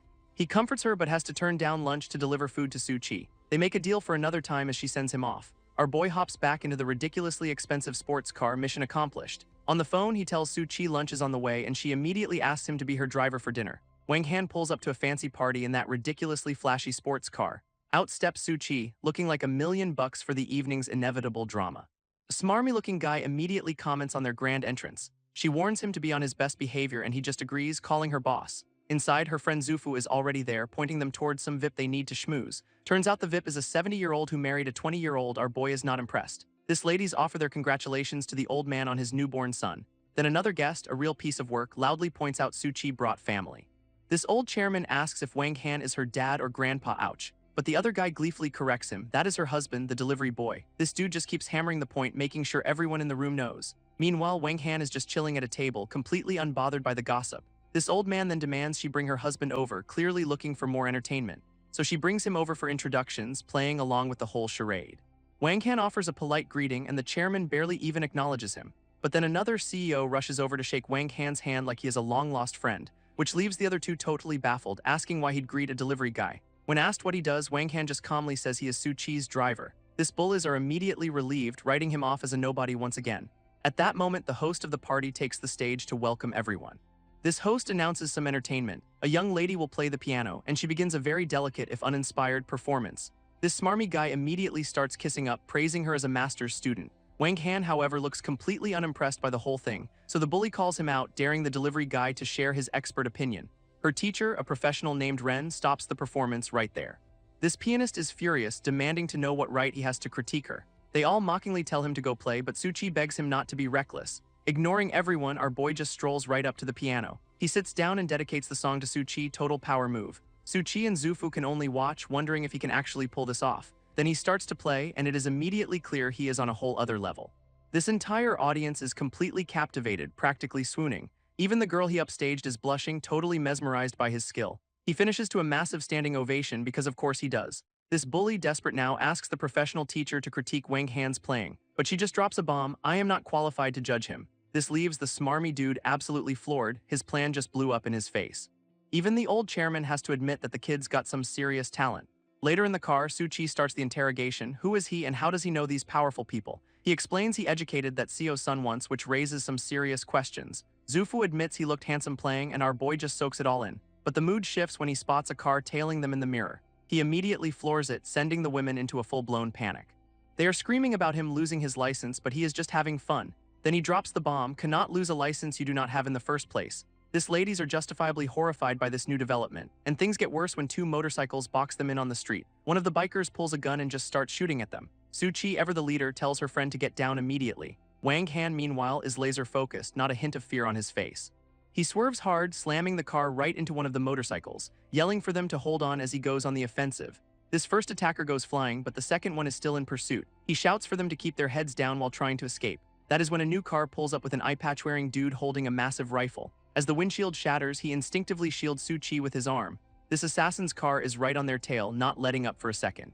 More bullets ricochet off the car as the chase intensifies. He pulls a sharp turn but realizes one of the tires is completely blown out. With a blown tire, Wang Han still manages to skid the car to a stop. Su Chi immediately realizes they are after her, telling everyone to run. She warns him that every shot was meant to kill as they scramble out of the car. Just as they hit the pavement, the assassin's car pulls up, completely boxing them in. Out come the goons in suits, armed with silenced weapons and absolutely zero chill. Our boy immediately shouts for the women to get down, and he shields Su Chi with his body as bullets start flying everywhere. Then he just casually picks up a rock from the ground, launching it right into a shooter's face with pinpoint accuracy. This ladies are floored that he knows martial arts, but he just plays it off cool. Zufu looks back in terror as even more assassins close in on them. So Wang Han pulls them all behind a tree for some temporary cover. He gets grazed by a bullet, vowing revenge for them daring to touch his wife, and then steps right back into the open to face the remaining gunmen. This guy literally dodges bullets while throwing more rocks like a human cannon, scoring another direct hit right on some poor dude's forehead. With the assassins down, he casually identifies them as the 7 fallen angels. Su Chi understandably wants to know what the heck that means, so he points out the 7-star tattoo on one guy's neck, the mark of the Abyss organization. Turns out Su Chi is holding something that can alter genetics and extend life. Yeah, that will get you a few assassins. Su Chi is totally impressed by his skills, but he is just like, you ain't seen nothing yet. Meanwhile, Zufu calls her grandpa for a pickup after their little accident. With a ride on the way, Wang Han tells her to beef up security and get the car fixed. Her friend, still shaken, clings to Su Chi for comfort. Drama bonding time. Later on, our boy spots Lily from the hospital, who promptly trips over a rock, and she goes down hard, spilling a box of her stuff, including some very personal laundry. Rushing to help, he asks why she is carrying everything herself, only to pick up a lacy little something and turn beet red. Mission failed successfully. Lily just asks about the cut on his face, completely oblivious to his internal crisis. So he brushes it off, confirms her mom's surgery was a success, and tries to make a quick exit. But she reminds him he still owes her that dinner date. He smoothly postpones, playing it cool despite the near-death experience by embarrassment. Walking away, the guy's just thinking women are absolutely terrifying, a true scholar. Back at the house, he walks in on Su Chi lounging on the sofa, who is dressed for a whole different kind of party, and he immediately asks her to cover up. After telling her to get dressed, he gets right to business about the life-extending drugs, and she is shocked he knows, so he explains the whole 7 fallen angels situation. Lighting a smoke, he listens as she warns him that the Abyss organization plays for keeps. Then she asks him for ideas with a look that is anything but professional. Getting way too close, she brings up how the Abyss Chief owes him his life while he just wants her to respect his personal space. She tries to sweet-talk him, saying he can solve her Abyss problem with just a word. Then she gets handsy, suggesting some fun while his wife's away. He is not having it. Pushing her off, he agrees to contact the Abyss leader for her but warns her to be careful.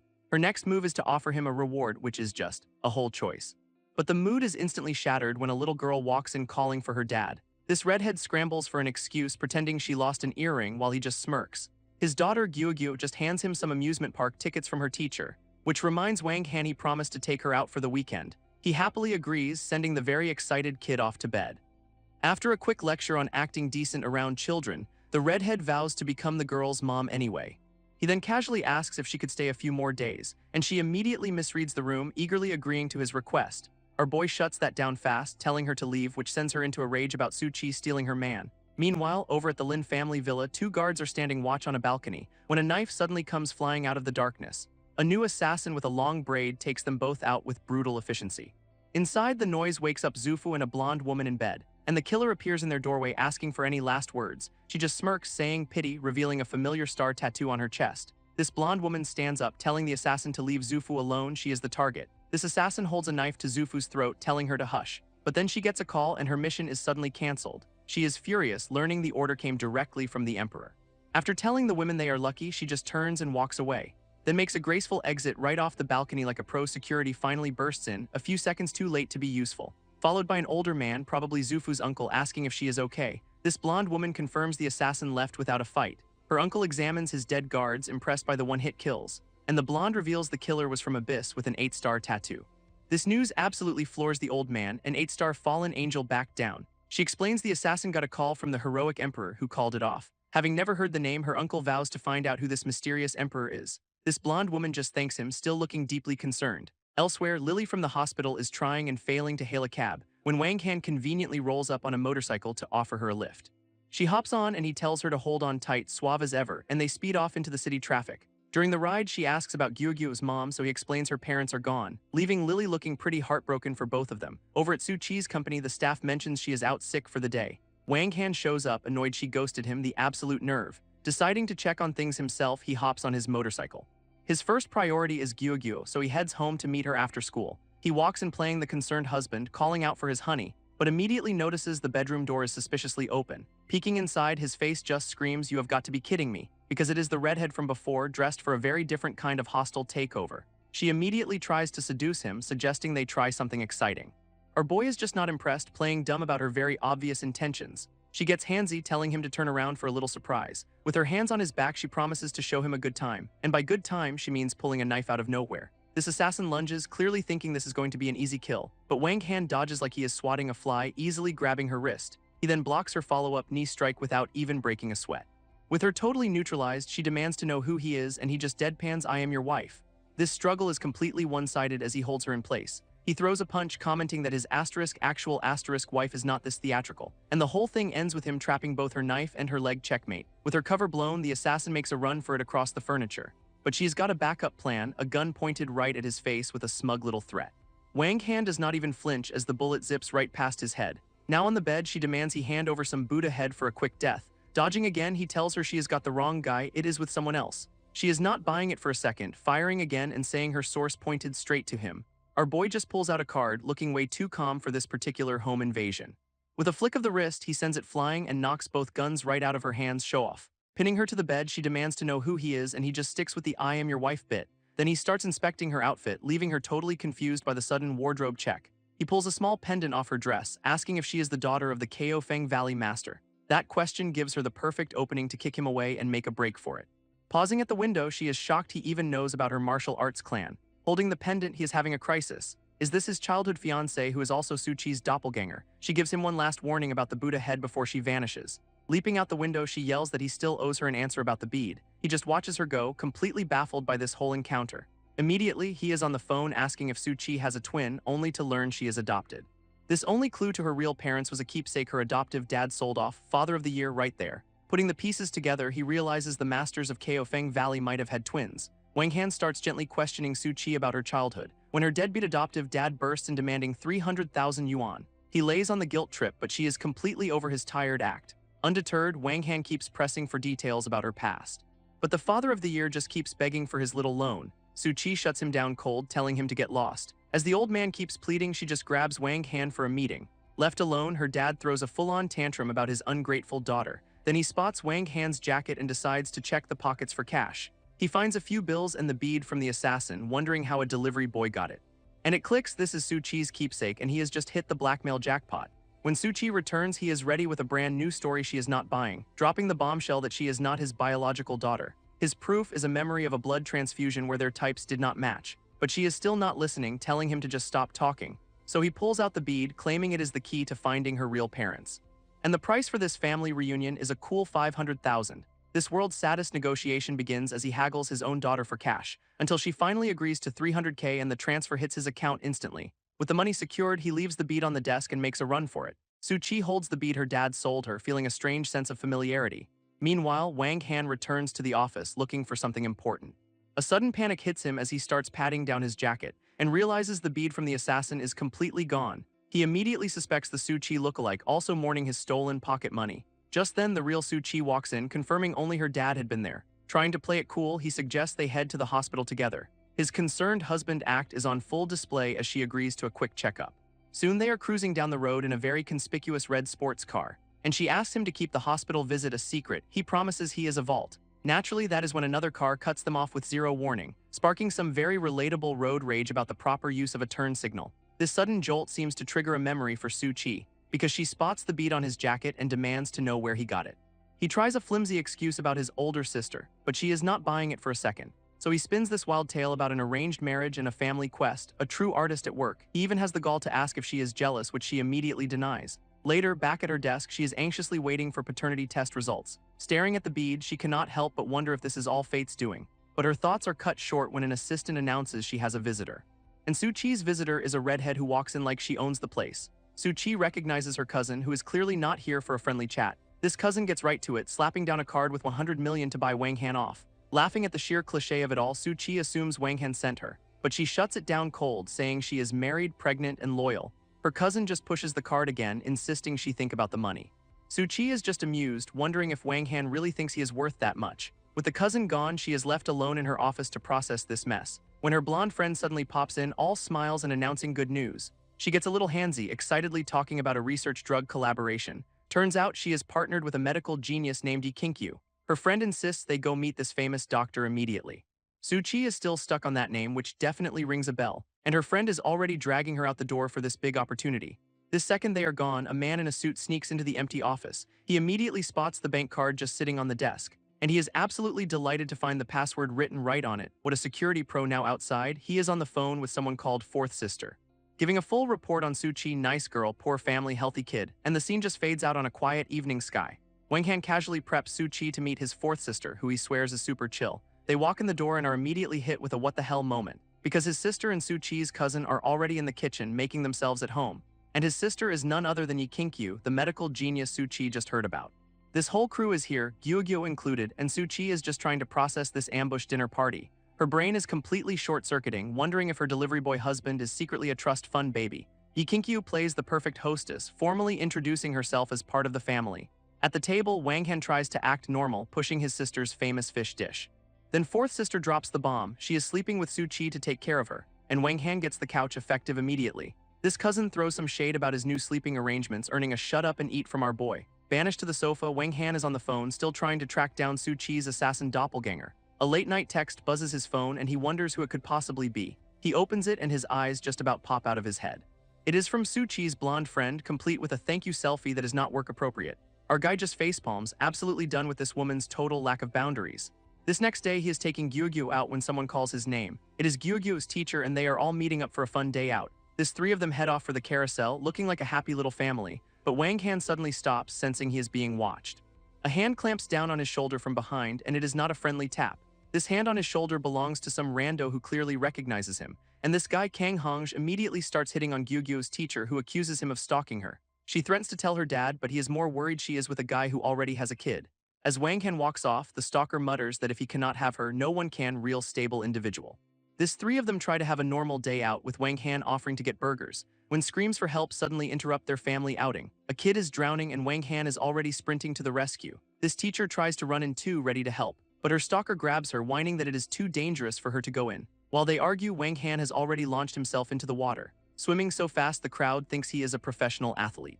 He gets one person to safety but tells everyone to back off. There is another victim, explaining someone else is tangled in seaweed at the bottom. With that, he dives back under as Gyugyu and her teacher watch in horror, and Gyugyu reveals her own father died in the exact same way, trying to save someone. Some bystander then offers her condolences, saying he is probably not coming back up, thanks lady. Which earns the stalker a slap from the teacher when he echoes the sentiment after 20 minutes. She calls him selfish and is about to jump in herself to save Wang Han. Just as the crowd spots movement in the water again, it is Wang Han emerging with the second person, looking absolutely wiped but victorious. This crowd is just floored by his underwater stunt as medics rush to the scene. Gyugyu runs straight to him for a hug, calling him dad. But the second person he saved is still out cold, baffling the first responders. So Wang Han pushes through, announcing he will take a look himself. He just smiles, telling Gyugyu not to worry about him being all wet. Medics are totally stumped, the guy's breathing but just will not wake up. Kneeling down, our boy starts checking the guy's vitals, much to everyone's surprise, and his professional diagnosis is irregular periods, which is a new one. This wakes the person right up because, surprise, it is a girl. She explains she survived by sharing air with the other victim underwater. Wang Han just shrugs it off like it is no big deal, totally casual about the whole thing. This girl he saved, Chung Myoin, formally introduces herself and thanks him, insisting she treat him to a meal for his trouble. Gyugyu's teacher smoothly turns it into a group dinner date, but lurking in the background, the stalker is fuming that Wang Han is even alive. Since his phone is soaked, Wang Han asks to borrow Myoin's for a call, and she immediately gets some bad news about a business deal going south. Some guy is trying to buy out her research for a pathetic 150K. Suddenly, she has to bail on dinner for this business emergency, so Wang Han offers to call her a cab, ever the gentleman. A black SUV speeds through the city, heading for a showdown, where Myoin explains her software project is getting shamelessly lowballed. And they pull up to the corporate building where the deal is going down. Inside, she is told the potential buyer, a Mr. Zhang, is already waiting for her, so she walks in and introduces herself as the head of the development team. This guy immediately offers a measly 150K to buy her entire project. What a generous soul. She flatly rejects the buyout, explaining they need an investor, not a predator. But one of her own teammates is already getting weak in the knees over the money. Mr. Zhang spots the weak link and poaches him with a job offer because loyalty is so last season.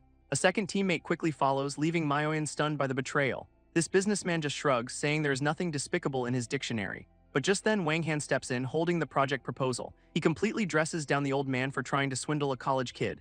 Zhang puffs up his chest with some empty threats, which Wang Han just laughs off.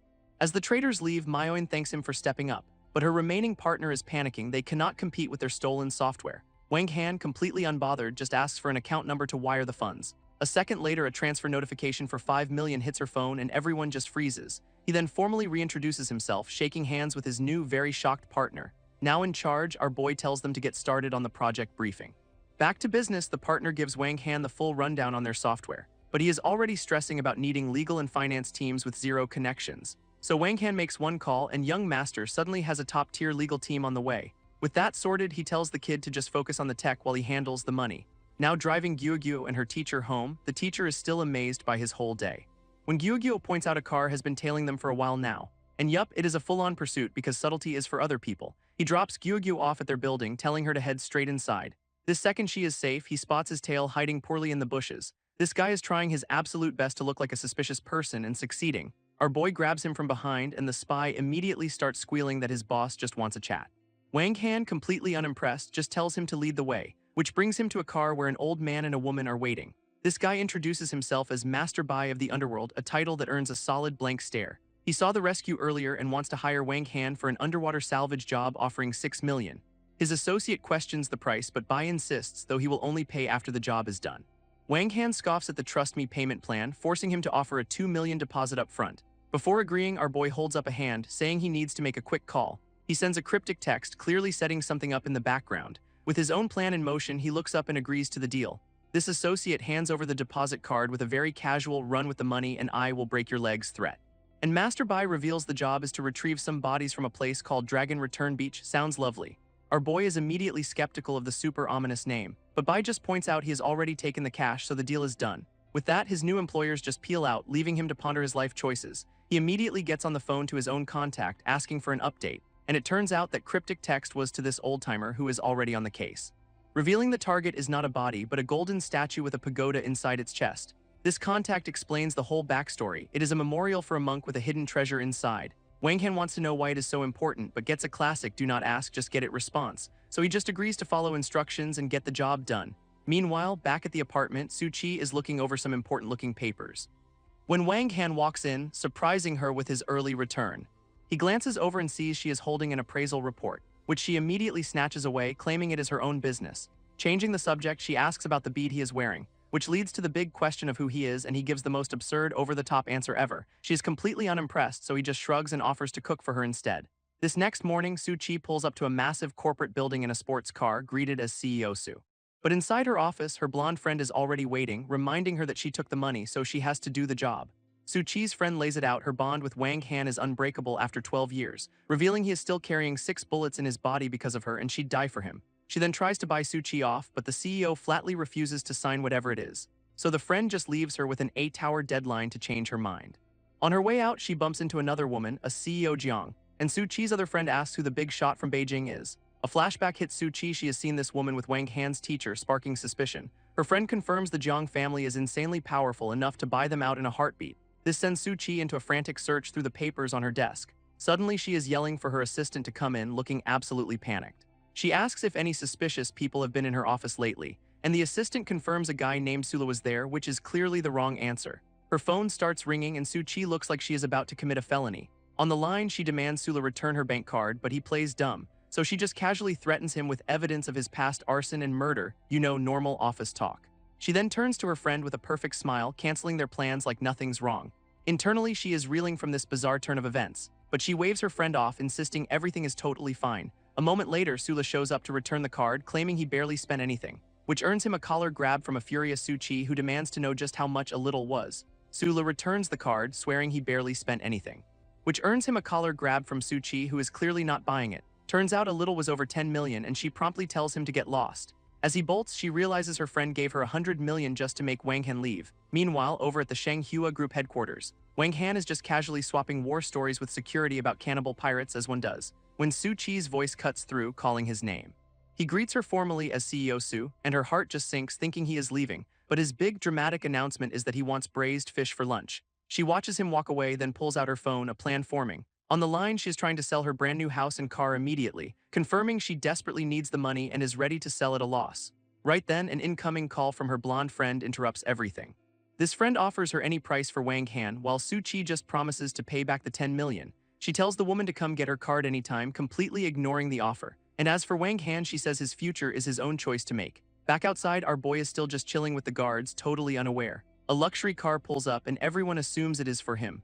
Out steps the blonde friend, calling him over for a little chat. She announces she is leaving that night, and he just asks why she is in such a rush to go. A redhead steps out of a car, demanding a hug with some serious emotional urgency, and he obliges, sharing a surprisingly tender embrace. Our boy jokes about not being dead, while she claims it is just sand in her eye, a classic. He tries to calm her down, saying they will have plenty of time later, which earns him a swift knee to the family jewels for his trouble. Doubled over, he gets a lecture on his appearance because priorities. Then she just gets in her car, casually dropping an "I will love you forever" on her way out, leaving Wang Han completely bewildered by this roller coaster of affection and assault. He just watches her peel out, wondering what on earth that was all about. Meanwhile, back in her office, Su-chi gets an incoming text message. It is from the blonde friend, officially leaving and telling her to keep the 100 million card. Su-chi is floored by the gesture, now desperate to know who Wang Han really is, so she immediately calls a contact to run a full background check on him. This report comes back suspiciously empty: orphanage, army, then nothing, a total ghost. Undeterred, she asks her contact to now investigate his supposed sisters. At the same time, Wang Han gets a call from his own intel guy about a Su-chi lookalike. His contact says they have nabbed an associate of the lookalike, but he is currently unconscious. This location is Dragon Bay Villa, and Wang Han immediately says he is on his way. Hopping on his bike, he tears through the streets to get there, arriving at the sleek, modern villa where his lead is waiting. Wang Han strides into the villa, calling for his contact. Inside, his intel guy points to a dude passed out on the couch. That is their lead. With zero time for naps, Wang Han yanks the guy up, ordering him to be woken. And the wake-up call is a face full of water, effective, if not exactly gentle. Now conscious, the redhead looks absolutely terrified as our boy calmly adjusts his cuffs. He shoves a photo of the Su-chi lookalike in his face, demanding to know where she is. But the guy just smirks, saying he knows Wang Han has the Buddha's head. That earns him a vicious backhand. Our boy is clearly not here for riddles. Still defiant, the punk repeats his threat, earning a look of pure disdain. Wang Han cracks a smile that promises a world of hurt, offering to teach him how to answer. This lesson involves some very persuasive finger bending, and suddenly the guy is ready to sing. He finally spills the woman is Hu Dai and she is coming to kill him. Turns out she is from the Ji family, one of the Dark Eight Gates, a whole clan of assassins. This informant warns him that being their target is basically a death sentence. His contact confirms the intel, listing off the other assassin families now gunning for them. But Wang Han just scoffs, dismissing them as a bunch of shady amateurs. Having gotten what he needs, he orders the guy to be taken away. As the informant is dragged off, his contact warns him not to underestimate these killers. Wang Han is not scared for himself, but immediately orders secret protection for Su Qi. Just then, a woman in a white dress appears, asking what on earth he is doing here. This woman in white is shocked her grandpa still calls Wang Han young master, and the old man reveals Wang Han is the big shot who won the Qin family project. She is absolutely floored, realizing who he is and regretting some photos she posted. Wang Han has no idea what she is talking about, while grandpa just roasts the photographer. This sends her into a full-blown panic, bolting upstairs screaming that people will die. With her gone, the old man orders Wang Han to keep tabs on their informant and find the butterfly. Just as he is processing this, his phone starts to buzz. It is a call from someone named Xing Maoyan. On the line, a panicked voice reports their competitor just launched a rival software. Our boy just coolly says he is on his way to the company. Back at the villa, the woman reappears, asking where he went, much to her grandpa's confusion. She is practically in tears, completely overwhelmed by the reveal of his true status.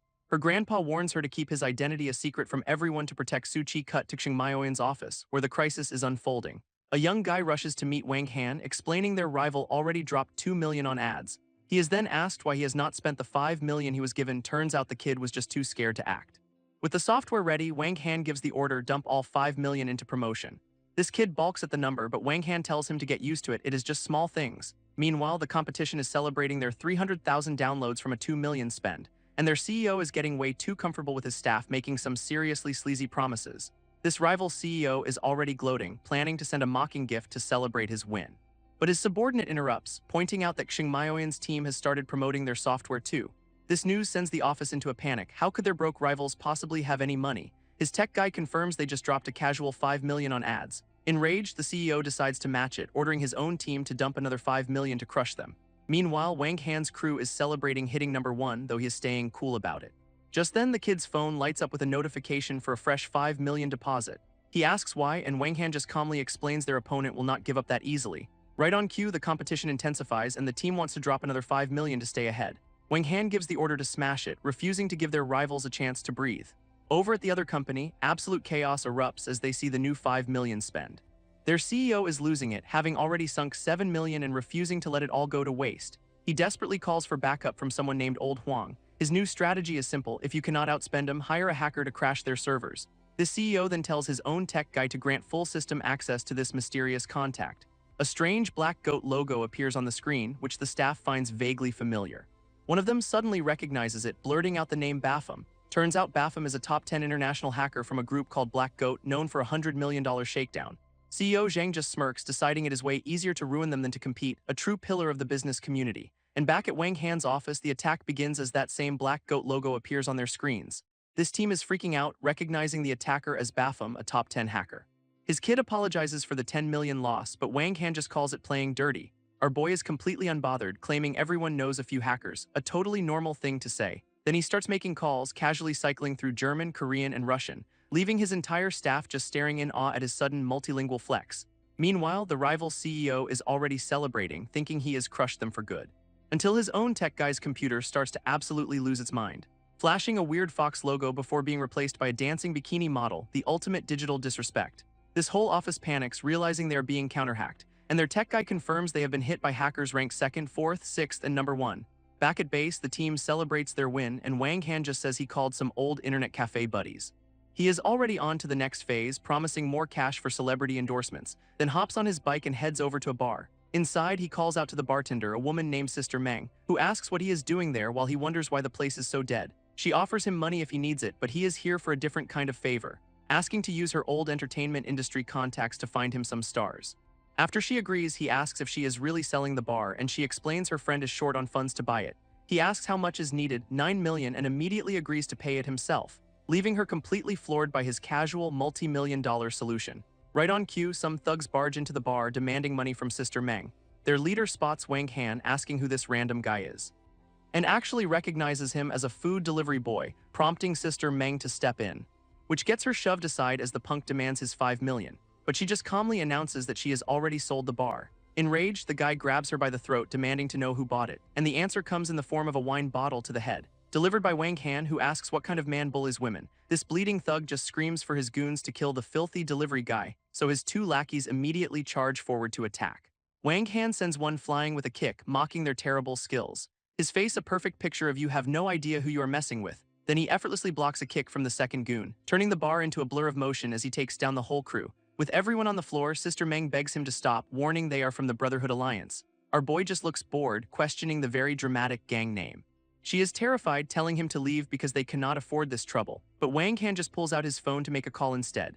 This downed leader scoffs at the act right as his own phone starts buzzing, and he realizes with dawning horror that the call is for him. Suddenly, the thug leader is on the phone, taking orders and looking absolutely terrified, and that phone call works wonders. Now the guy's on his knees, apologizing to Wang Han.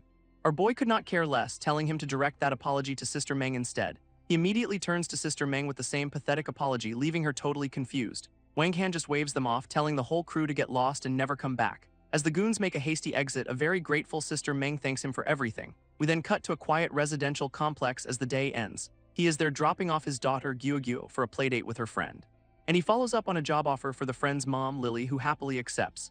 This kids then ask if they can do their homework together and he gives the okay, sharing a surprisingly wholesome moment as he sends his daughter off for the night. Back home alone, he is feeling the empty nest and decides to text his wife. In their text, Suchi says she is out drinking, playfully brushing off his concern about her pregnancy. He is clearly a bit let down, resigning himself to a quiet night in. But then business calls, a text from Bai Deming summons him for a meeting tomorrow. Meanwhile, we cut to the exterior of a bar at night, and inside, Suchi is with Sister Meng, being super cagey about who she is texting. Sister Meng tells her to ease up on the drinks, but Suchi just changes the subject. She has sold the bar. Their other friend then pipes up, wanting to meet this food delivery guy husband to judge if he is a scumbag. Suchi actually defends him, insisting he is a good person, though she seems a little thoughtful about it. Back at the apartment, a soaking wet woman who looks suspiciously like Suchi walks in. Wang Han is surprised, but she claims she came back because she was worried about him. He points out she is drenched, and her one-word answer is just dripping with tension. But his offer to help her dry off is met with a stone-cold death glare. And suddenly she is on him with a knife, revealing herself as the butterfly he was told to find. Our boy just casually catches the blade with his bare hand, not even flinching. She is stunned he knows her identity, but he is already twisting her arm. He throws her off balance, declaring that if she knows who he is, she has to die. With a blur of motion, he moves in to end the fight, and slams her to the ground, demanding to know her mission. Pinned, she screams for him to return some beads and a Buddha head. Wang Han just stares her down, completely unimpressed by the threats. She keeps struggling, but he has got her completely locked down, so she pulls out a hidden dart for a surprise attack, which zips right past his head, barely missing him. She screams for him to die, but he has still got her wrist in a vice grip. He effortlessly blocks her next kick, proving he is on a whole other level. It is then he realizes she is Suchi's exact double, right as she asks if he wants to be her brother-in-law. Yep, this assassin is his wife's twin sister who is still trying to kick him while demanding treasure. He just catches her leg, coolly denying he has any idea what she is talking about. She is still threatening him, bragging about stabbing some guy for the treasure he is holding. With a sudden burst of strength, she actually breaks his grip. Wang Han just calmly goes, "Okay, I get it," which seems to annoy her even more. This assassin gives him a deadline to hand over the goods, a classic or else situation, then just bolts, telling him to stay put while she runs an errand, super normal assassin behavior. And right on cue, the actual asterisk Suchi steps out of the elevator, completely oblivious. Getting to the door, key in hand, about to walk into a huge mess. Inside, Wang Han hears the click, thinking his psycho sister-in-law is already back for round 2. But it is Suchi whose first thought is, "Why is the floor soaking wet?" Our boy immediately grabs her, calling her sister-in-law and demanding to know what she wants now. He checks her pulse and is absolutely stunned. Wait, this is not the assassin. Realizing his massive mistake, he asks his actual wife why she is home, who says she forgot a document. She immediately calls him out on the watery disaster zone that is their living room, leaning in close to take a long, suspicious sniff of his shirt. When she asks if another woman was here, he blurts out that someone who looked exactly like her just left. Suchi is floored, thinking he has just invented the world's worst cheating excuse, while he desperately tries to explain that he is not lying and she has got it all wrong. As she storms off, he is left trying to explain she is adopted and has a secret twin.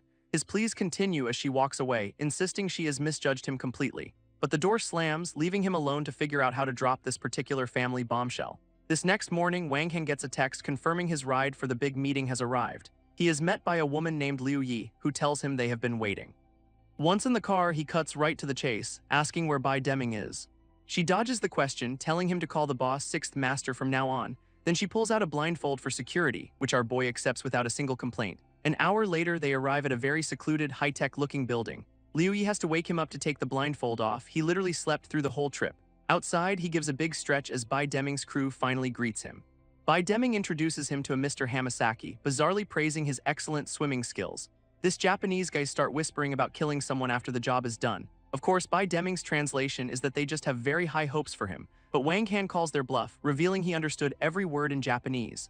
This whole team heads to a place called Dragon Return Beach for an underwater retrieval mission. Their guide is an old fisherman who is also a professional corpse retriever, a perfectly reassuring resume. Just then, a call comes in warning that a rival young master is also on his way. Bai Deming immediately orders one of his men to stay behind and deal with the competition. This fisherman guide yells that the tide is changing and it is time to move. Without any gear, the old man just swan dives right into the river. Two guys in full scuba suits jump in after him, looking way less confident. Deep underwater, the old guide leads the divers toward the grotto. This old guide points them toward a big metal signature underwater, telling them an iron ox will lead them straight to the grotto. But what they find are giant, chained-up sea serpents, close enough, I guess. One diver gets a closer look, realizing it is more like a massive centipede. This guide quickly pulls him back, warning him not to touch a thing.